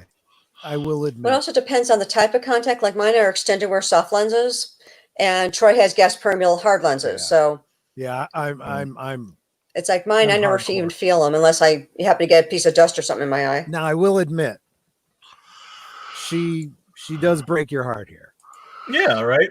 Because she finally realizes that all her little That's why you just got to keep reminding yourself she's nuts. Run. she's not She's not nuts. She's in love. she's quirky. She's in love. I'm sure that would be a defense in court. And I love it. I love a little quirk. I love a little wacky in my women. I may have kidnapped him and I stole his clothes and I ruined his life, but it was because I love him. And a screwball comedy judge would let her off gladly. Well, she'd come up with some way to confuse him and then he'd let her off. Yeah. And then when he's nice to her, and she's like, "Well, all these mean things I've done to you, and you've been so nice to me," so you get that sense of self-awareness there. Yeah. And I love how she said, "I'll do whatever you tell me to." He says, "Just don't do it until I tell you to." Right. Yeah.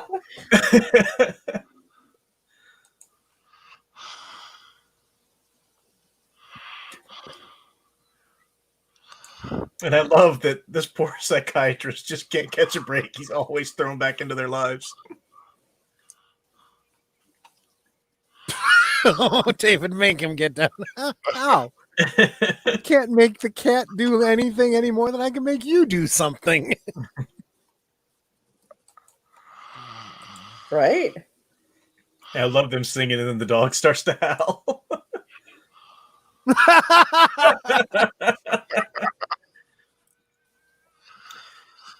And we talk about, Howard And he Hawks. just kind of gestures like, oh, "Come on down."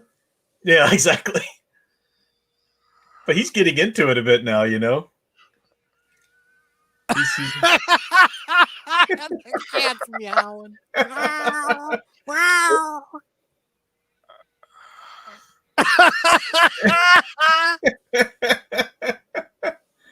Oh, baby. Oh, baby. I think the cat's singing too. And we talk about Howard Hawks and his ability to direct so many different kinds of movies, from going from Big Sleep to this to the other kinds of films he's done, even the sci-fi with The Thing. But Cary Grant too, we know these are great actors and actresses, but we recently saw him. Well, first we saw him in Charade on Sound Engraver's channel, bit of a comedy, but also espionage thriller. Then Notorious, total Hitchcock suspense thriller, and now this total screwball comedy. Really, a range that your average actor just doesn't have.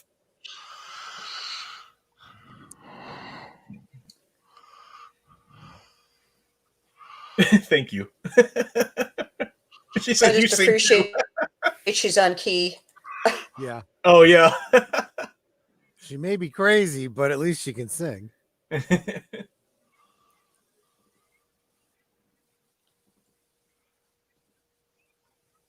Tom Spiegel said if Howard Hawks were alive today, he'd probably be capable of directing an MCU movie or a Star Wars movie. I'd love to see that.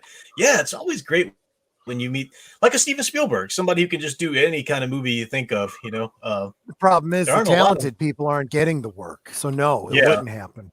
Yeah. Yeah, Hollywood just seems to want to play everything so ridiculously safe that they've lost the wonderful art that came from the freedom that a lot of these earlier films benefited from, you know? Well, it does come from that corporate mentality of, look, this was successful. Make it like that. No, Yeah, I don't just like want you to understand why it worked. I just want you to follow the formula. Exactly. And exactly. that doesn't work. You know, that would be like trying to do mathematics, knowing the formula, but not Mhm. knowing how numbers work. You Yeah. know? And classic Hollywood learned from that a little bit because we moved from the studio system, which was still in effect, or maybe it was just going out of effect right about the time this film, because we were moving into the noir era and stuff like that. But the studio system at first was this studio was they did this type of movie, that studio did that type of movie, and it did tend to be, you know, there's still great movies made, but you did have a little bit of a formula. But then when it moved more towards the director as the author of the film, then we got more freedom. So it did kind of correct itself back then. But yeah, we're back in that quandary today because of the There corporate also stuff, was a right? time in Hollywood where there was an expectation. Okay, we know we don't understand this. It's your job to make a good movie. So go make a good movie. And if it flops, it's on you and you don't work again. Yeah. You know, and there is that merit-based concept. Mhm. That's very capitalist, very I wish they'd do more of that in Hollywood. Yeah, and the thing is, at the time, this didn't do well, and Howard Hawks and Katherine Hepburn did not get great roles for. She didn't get great roles for a while. And you don't, I mean, unless you're a fan of this movie, you don't immediately think comedy when you think those two. Mhm. Yeah. We as he was on the phone with the aunt, you saw Applegate mirroring very much what David does when he's trying to get a word in edgewise when Susan's talking or explaining things and he's trying to say things. Applegate was doing the exact same thing with the aunt, and the aunt even elbowed him away, like, shush, you know. It's again that juxtaposition of the two couples.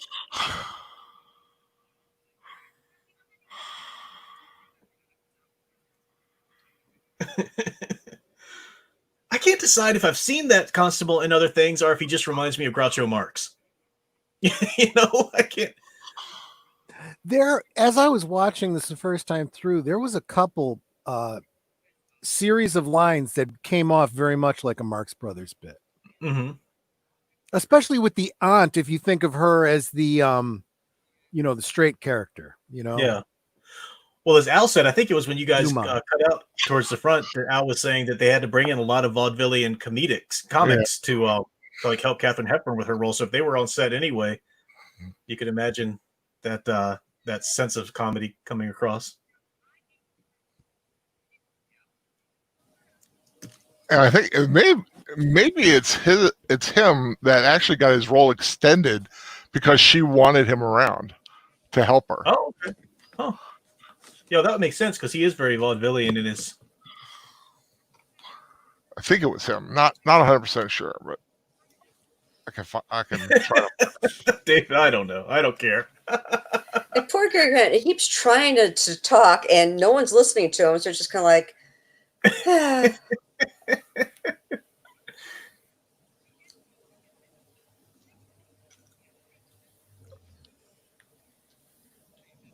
Okay, it went quiet for a little while. Did we lose the professor? Nope, I'm here. I'm Okay. here. I was just laughing at that part there with the when he realized, I was waiting for that moment when he realizes the doors open.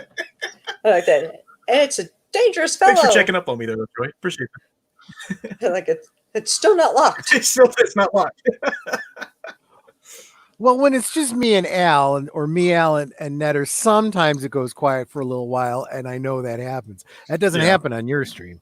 Nope. Appreciate that. Now, here again is another little joke that they bring back, because earlier on, when Susan was saying, "I didn't steal anything. I'll have the gardener take it back after dark." Well, here she actually did. The gardener was supposed to be taking the car back, and they get him for his car being a car thief. They just throw him into a shell. They grabbed him too, like by the back of his pants, and just pick him up and haul him in. Well, he is a tiny little fella too. Yeah. Her aunt. Look, she got me out.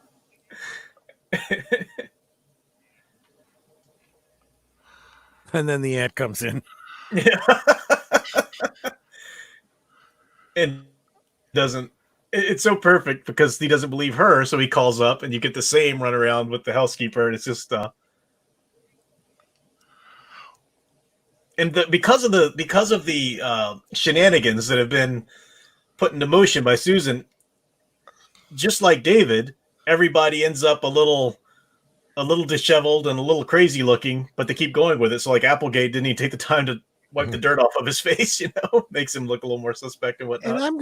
And I'm gonna send up the person that did her hair. I know this is easy to overlook because she's not that glamorous, but the styling of her hair, getting those waves so perfectly sculpted is not an easy task. That is beautiful. I can Oh, yeah, imagine those that. finger waves are really hard to do. Yup. They're called finger waves. Interesting. Mhm. Uh-huh.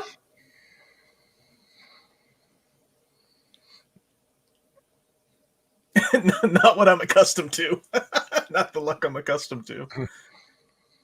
Yeah, I love when he's his voice thing running. He's like, "Oh, you have something on your mind." He's such a great character in this. And the housekeeper, of course, pulling the same. She's in bed. Well, it gets me how these supposed lawmen and the psychiatrist are so dumb. Yep. Well, and that is a trope of the screwball comedy, right? You need those authority figures to be just a little bit Dumb. Obtuse. south of sharp in order to, be able to get away with the shenanigans. Mm-hmm. Shenanigans. That's a Media full jail. Media said it goes quiet, and then all we hear is the ominous heavy breathing.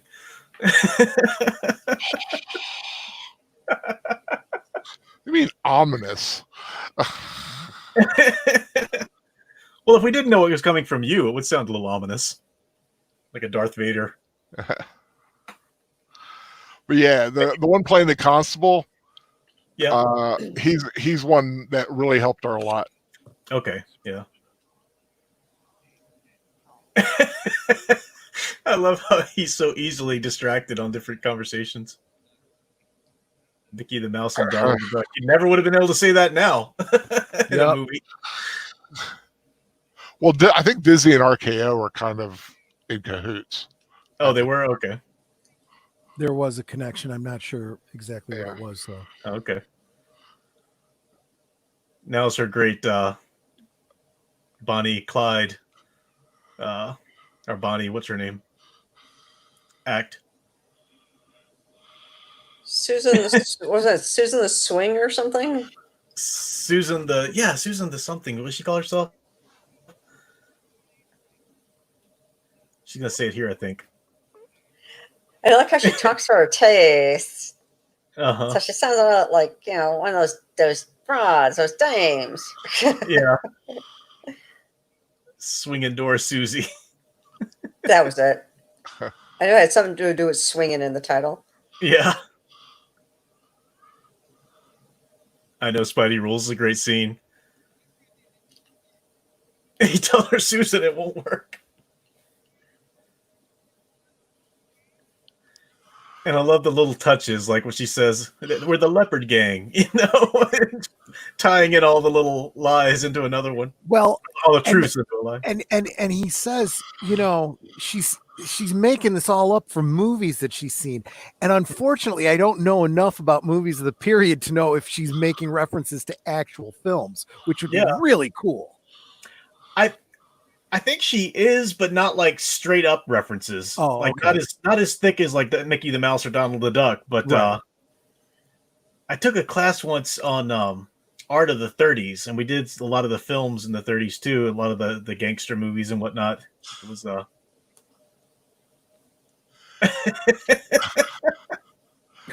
I'm a wolf. Okay. Like he ends up in the fetal position on the bed. He can't handle it anymore. Have you ever watched him in Arsenic and Old Lace? Oh yeah, that's a great one. Yeah.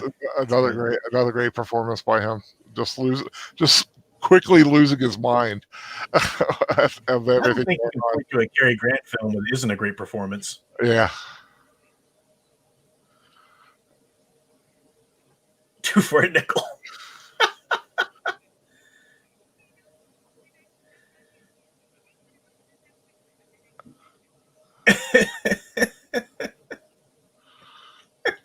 I like that she puts the cigarette case in her pocket.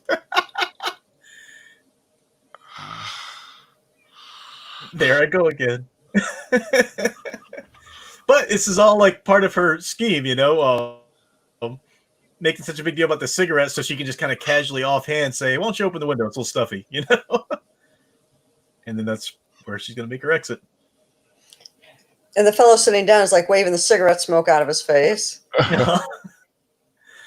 And he tells him, the guy typing behind, "Did you get that down?" He's like, "I didn't get any of it. It's too fast," which is very true with the dialogue.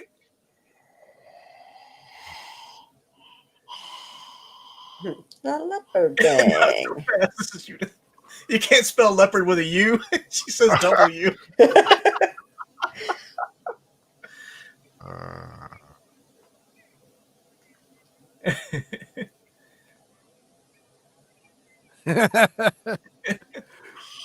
The best part about this, though, she's making it up as she goes. Yeah. I know, just right on the fly. And then that boom, she's gone.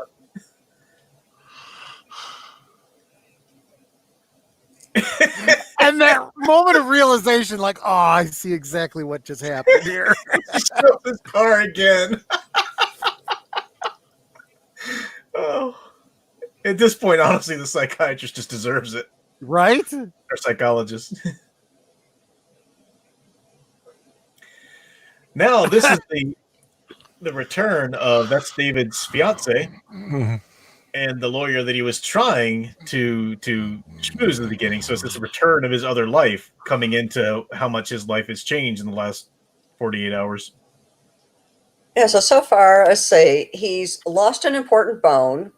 He's missed his wedding. Mm-hmm. He's probably going to lose his job. Yeah. And he's going to lose $1 million that could have gone to his museum. Mm-hmm. I like the psychologist. Slocum, you may have made a mistake. He's the one who's been egging him on the whole time with it. No, you made a mistake. Kinda Election sounds like next week, Susan. too. Yeah, just like Susan, right? You ripped your jacket. We hate her.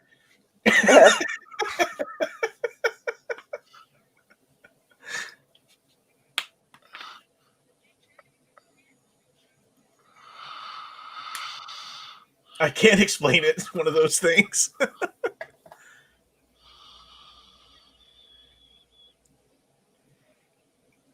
It's perfect timing too, because we've got the resolution of the jail scene here. So there's really no more comedy to be had here other than these little meetings, But that's it. You've wrung all you can out of this, but you still have loose threads out there that are this is the perfect time to bring them in. So I think we get first the circus people here need to report their missing leopard, dangerous leopard out there. And speeding. Yeah. just a cat and a dog out on the town. Yep. Nothing weird to see here. This is my friend.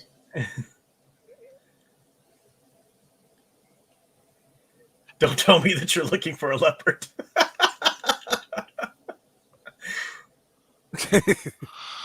It's interesting, too, the movie's name, Bringing Up Baby. Now, there's that great alliteration in it, it's part of it. But they brought Baby up to Connecticut, so you've got that aspect. But Bringing Up has a sense of raising, too. And I think that's a lot of double hidden meanings in that, such as, she'd like to see him as her baby, quote unquote, I can't give you anything but love, baby. That's part of the song. And you could tell the double exposure there. And the cat is just purring so loud. Sweet cat. So now everybody knows definitively that there's another leopard out there that's quite dangerous. And perfectly on cue, you jump to Susan, which is great. Pulling. And I like her just threatening this man-eating leopard. I'll drag you every step of the way. The way the cat is rolling like that. If you think about it from the point of view of this man-eating tiger, has got to be just so confused. It's like this should not be happening. Who is this? How is she doing this? Doesn't she know I could? And then all of a sudden, yank. You should be getting away from me. It's cartoon-esque, you know? Absolutely. Now, this is when David's real feelings for Susan come to the surface, I would argue. And then he talks about him even more, realizes it more towards the end. But the sight of her in danger. And anytime he's seen her possibly hurt, or anytime he sees her possibly in danger, that's when he rushes right to her. And I know, you could say he's a decent human being, but I think there's really an element of he's there in a heartbeat next to her, you know? I think that's his feelings for her when they come out. What I think was funny was that the tame leopard and the dog both run into a cage. Even the tame leopard's like, I'm not having any of this. He's like, I'm out of here. And then he's up against the one with the constable who's just climbing on the bars. I won't leave you. I love you. Wait, what?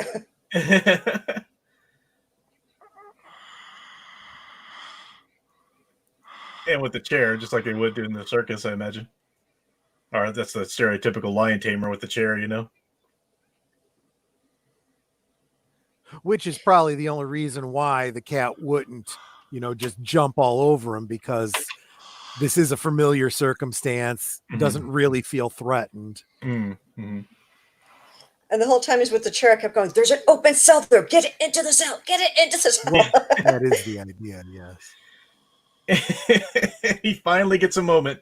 She finally asks him what he's going to say, and he just passes out. Like, she finally stops and lets him speak.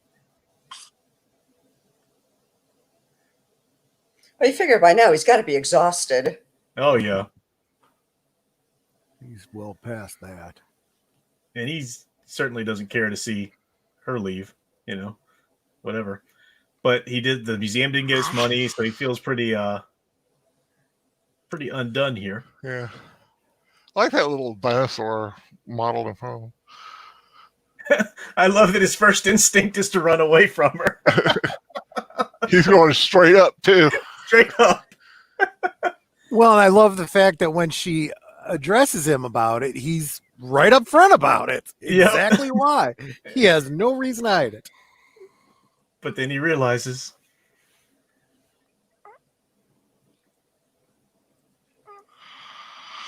Oh, don't be mad at me. And that's what he told her to do before. Put it down and go away. Right. I love how honest she is, though. I don't want to go away. I want to talk to you. And he sees disaster coming because he's been with her. It's like, go down quietly. Go back down. In his mind, they're both falling. The dinosaur's coming apart. Bones everywhere. Yep. But remember that what she heard from the psychologist at the beginning. If you're afraid of me, well, that's the same as admitting that that love in the male often presents itself as conflict, or as we call it, Stockholm syndrome. Oh my god!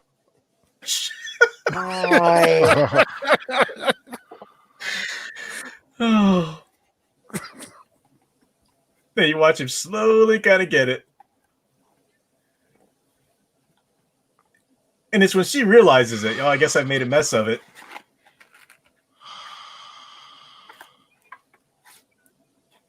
Just did anything that came into my head.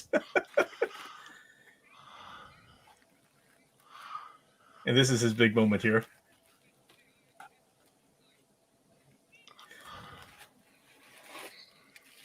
Now, what's believable to me about this is that he's realizing now that this is the best day he'd ever had. She is the breath of fresh air. But that's not what we end on. we end on her toppling this whole Of course. dinosaur, all of his work for so many months. And then the stop rocking. I'm not rocking. You are. And I'm looking at this going, letters don't work that way. Once they sit down at the end and they kiss each other, though, you still see in his mind, it's like, oh boy, this is the life I've got now. It's good, like you said, he loves her too, but there's just this little bit of he's still going to need some explanation. Oh God, no! Yeah. I've already seen this, and this hurts. Oh, it starts to buckle. Oh, there he goes. That must have been a wild scene to film. Oh yeah, Having like putting it together and then having it stunt doubles, cables. Yep. And at one point, she grabs the pole and then lets go. It's like, and hope they got it in the first take. yeah. And she's the one. He keeps saying he's trying to say that she's like, oh, you do forgive me, and you do still love me, and then he just hugs her. Yeah, whatever. Yeah. I can't get out of this. Okay, let's just do this. I love it. So good. He probably figures it's safer. We'll have to make sure we get a leading lady that Jellies approve of next time. Yeah. I just thought she was like really ditzy, and she couldn't tell the truth to save her life. But there's an ulterior motive there. I think Troy was more against her than I was. Oh yeah, okay, that's how it is. I love that it's a screwball comedy, and Troy's like, that's not a healthy relationship. Yeah. I all I could see was Kathy Bates from Misery, you know? It's like, I'm gonna hobble his legs to make sure he doesn't get away. Oh man, that's good. So hopefully you guys enjoyed it. Our first foray into screwball comedy.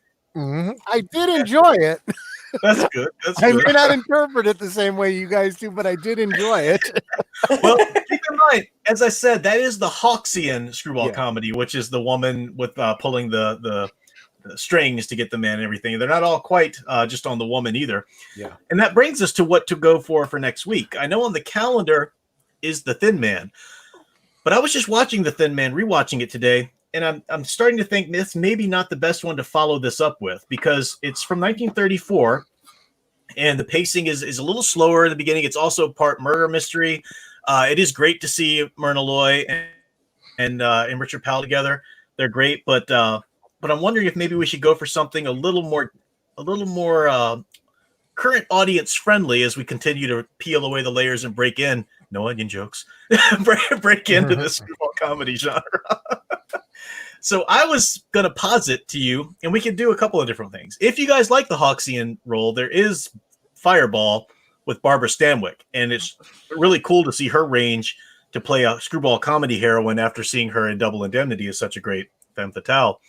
There's also, if we jump to the 50s, Some Like It Hot by Billy Wilder, the same director from Double Indemnity. Mm-hmm. And you've got Tony Curtis, Jack Lemmon, hilarious. Marilyn Monroe is our that is such a great film. Yeah. It is so good. It's so good. Does that sound like the one we should go for the next week? Or? Oh yeah. Okay. Some Like It Hot it is. That'll be the Billy Wilder classic. And again, we've seen Billy Wilder's quality. And this cast is just absolutely. And the cool link to that is that Some Like It Hot features Tony Curtis doing his impression of Cary Grant from this movie when he plays the rich man to try to woo Marilyn Monroe, or Sugar as she's called. It's because he's being Cary Grant from this movie. So with the glasses and the would you mind, and all that kind of stuff, that laying it on thick like he does. So, and Al's never seen that, so I can't wait to see for Al. Oh, really? Okay. No, never seen Something Like It Hot. That'll be good. It's a great Marilyn Monroe movie. Yeah. Mm-hmm. Yeah. She really was a great comedic actress. Yes, she was. She did get billed and played for the sex symbol all the time, but she really did, even though I don't think maybe she wasn't the greatest dramatic actress in the world. I think she was just fine, but in comedy, man, she had the timing. She really had it perfect, I thought. So now, are you thinking The Thin Man put off a week? Yeah, at least a Okay. week, maybe. I don't know. We'll see. We'll see what we Okay. feel like after this one next week.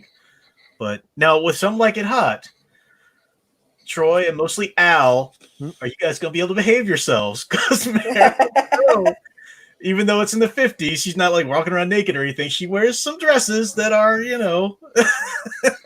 little, Are I you don't care. questioning shall we say? our I- ability to be mature?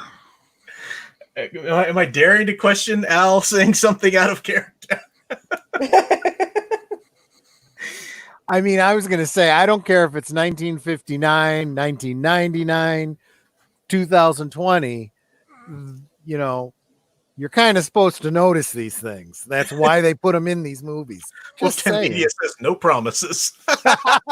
Good man. Good man. Yeah, Tom Spiegel, The Thin Man was on the calendar for next week originally, but because that's by Dashiell Hammett, who wrote The Maltese Falcon, which was the first film noir we started on. It's the novel The Thin Man isn't his best work, I don't think. It's not a hard-boiled detective. It's more just kind of classic detective and a little bit of a society comedy. But the movie makes some improvements, and the movie's quite good, I think. But the pacing is very different, and I think that it'd be best for us to break into a couple of screwball comedies before we jump to that. But Some Like It Hot will definitely please everyone. It's it's just comedy classic, comedy gold. Love it. Jack Lemmon is Daphne. It's just so perfect. Yes, Jack Lemmon is really, really good. It's so good, so good. So, all right, cool. So, So any the 4th last- is now Some Like It Hot. So is The Thin Man now rescheduled for the 11th? Or See, he's doing the same thing I am. He's updating his calendar. I'm not saying that set in stone, but possibly. I'm saying that we're just putting that out there as one of them to come up, and maybe it'll be the next week. I don't know. You know me; I don't have 6 months scheduled out like you guys do. 6 months.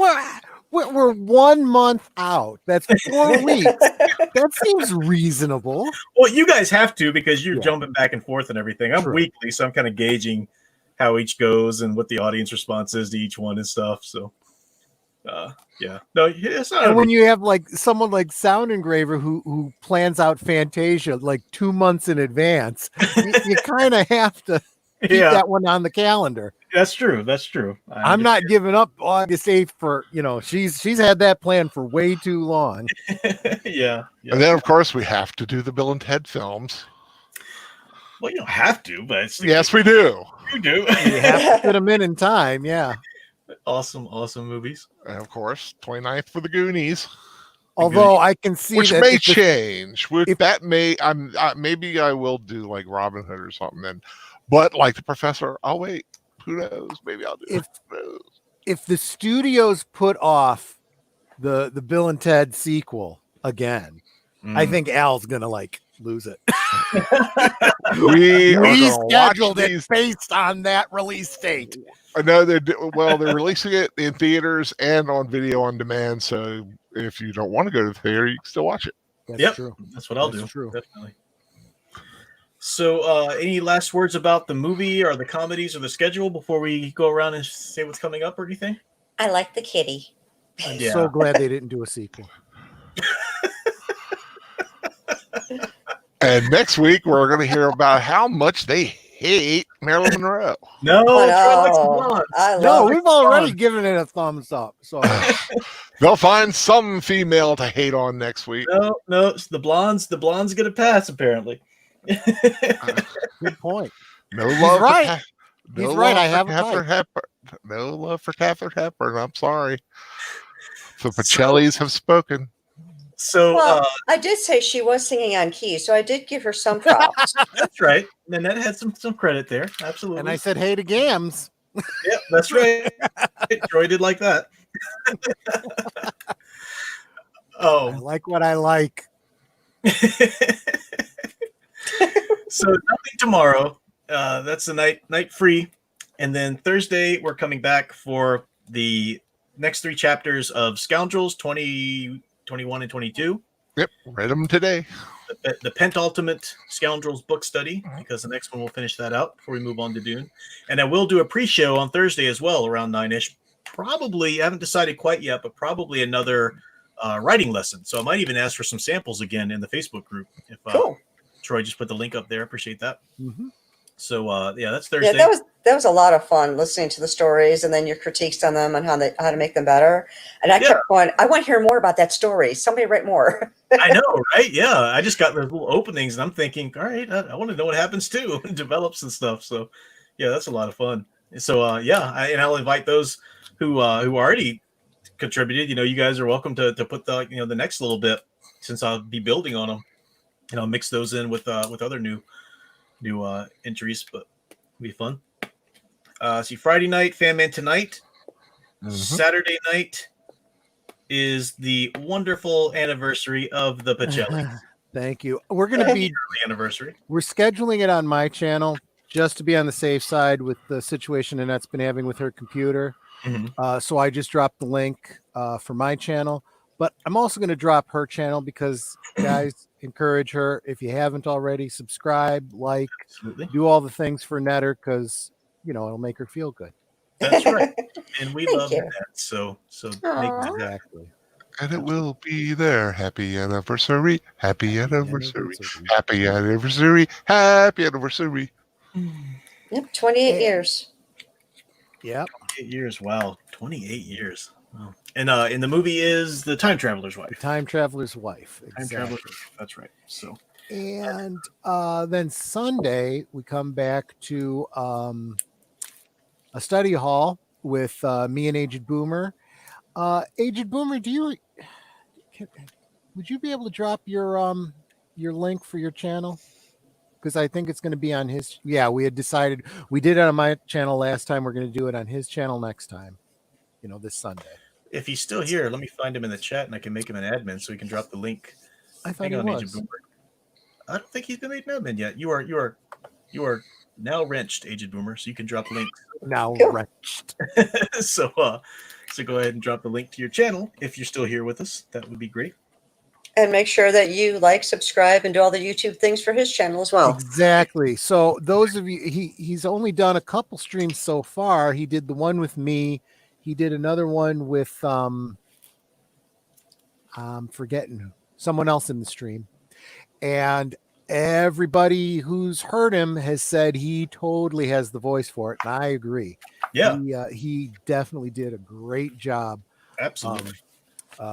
co-hosting with me. And the original reason that we were doing this, he just reached out to me and said, hey, I want to do some streaming. I kind of, being an aged boomer could really use somebody to guide me through it. And I'm like, you bet. So I threw a stream together and we enjoyed it so much. I was like, maybe I'll just keep doing this. So Yeah. Troy's always here to help out the community, which is so great. So that day, what time do you guys do that? standard time, standard Professor Geek time. So 9 o'clock 10 Central, p.m. 10 p.m. Okay. your time. Yeah. Yeah, okay. That's Sunday. And then Monday night, Sound Engraver will be back for her coffee break live stream. I don't think she has a topic yet, but she'll be back Sunday night about 9 p.m. So got that. And then we got the whole week starts on over again. Tuesday for Some Like It Hot. Matchstick reminding us we watch, of course, that's a 2 Sundays from now. So yeah, it's every other Sunday. So Some like it hot. good night, Some like it hot. good to have you around, Melissa. Thanks for being here. Yeah. So any last words or thoughts, guys? Oh, Thanks for joining us tonight, guys. It was great having you here. Yep. Cool. Thanks to the chat for hanging out with us. Definitely a lot of fun. It looks like quite a few people were watching along, so that was really great to see. I appreciate that, and hopefully you guys liked it. And I know you'll love Something Like It Hot, so that'll be great. And If you haven't thumbs up yet, make sure you thumbs up. yes, We're 18 for 18, so I think we're doing okay. cool. Sweet. Good to see. So yeah, that and then thanks to my panel here. Thank you guys for hanging out with me and adding your thoughts and great commentary. Much appreciated as always. But For until the next time, times I was able to get in and out. Yeah, for as much time as we were able to share it with you. Yeah. we just kept popping back in the backstage. We added you. It's all good. But until next time, keep enjoying and digging deeper into the hero stories you love. Thanks for watching.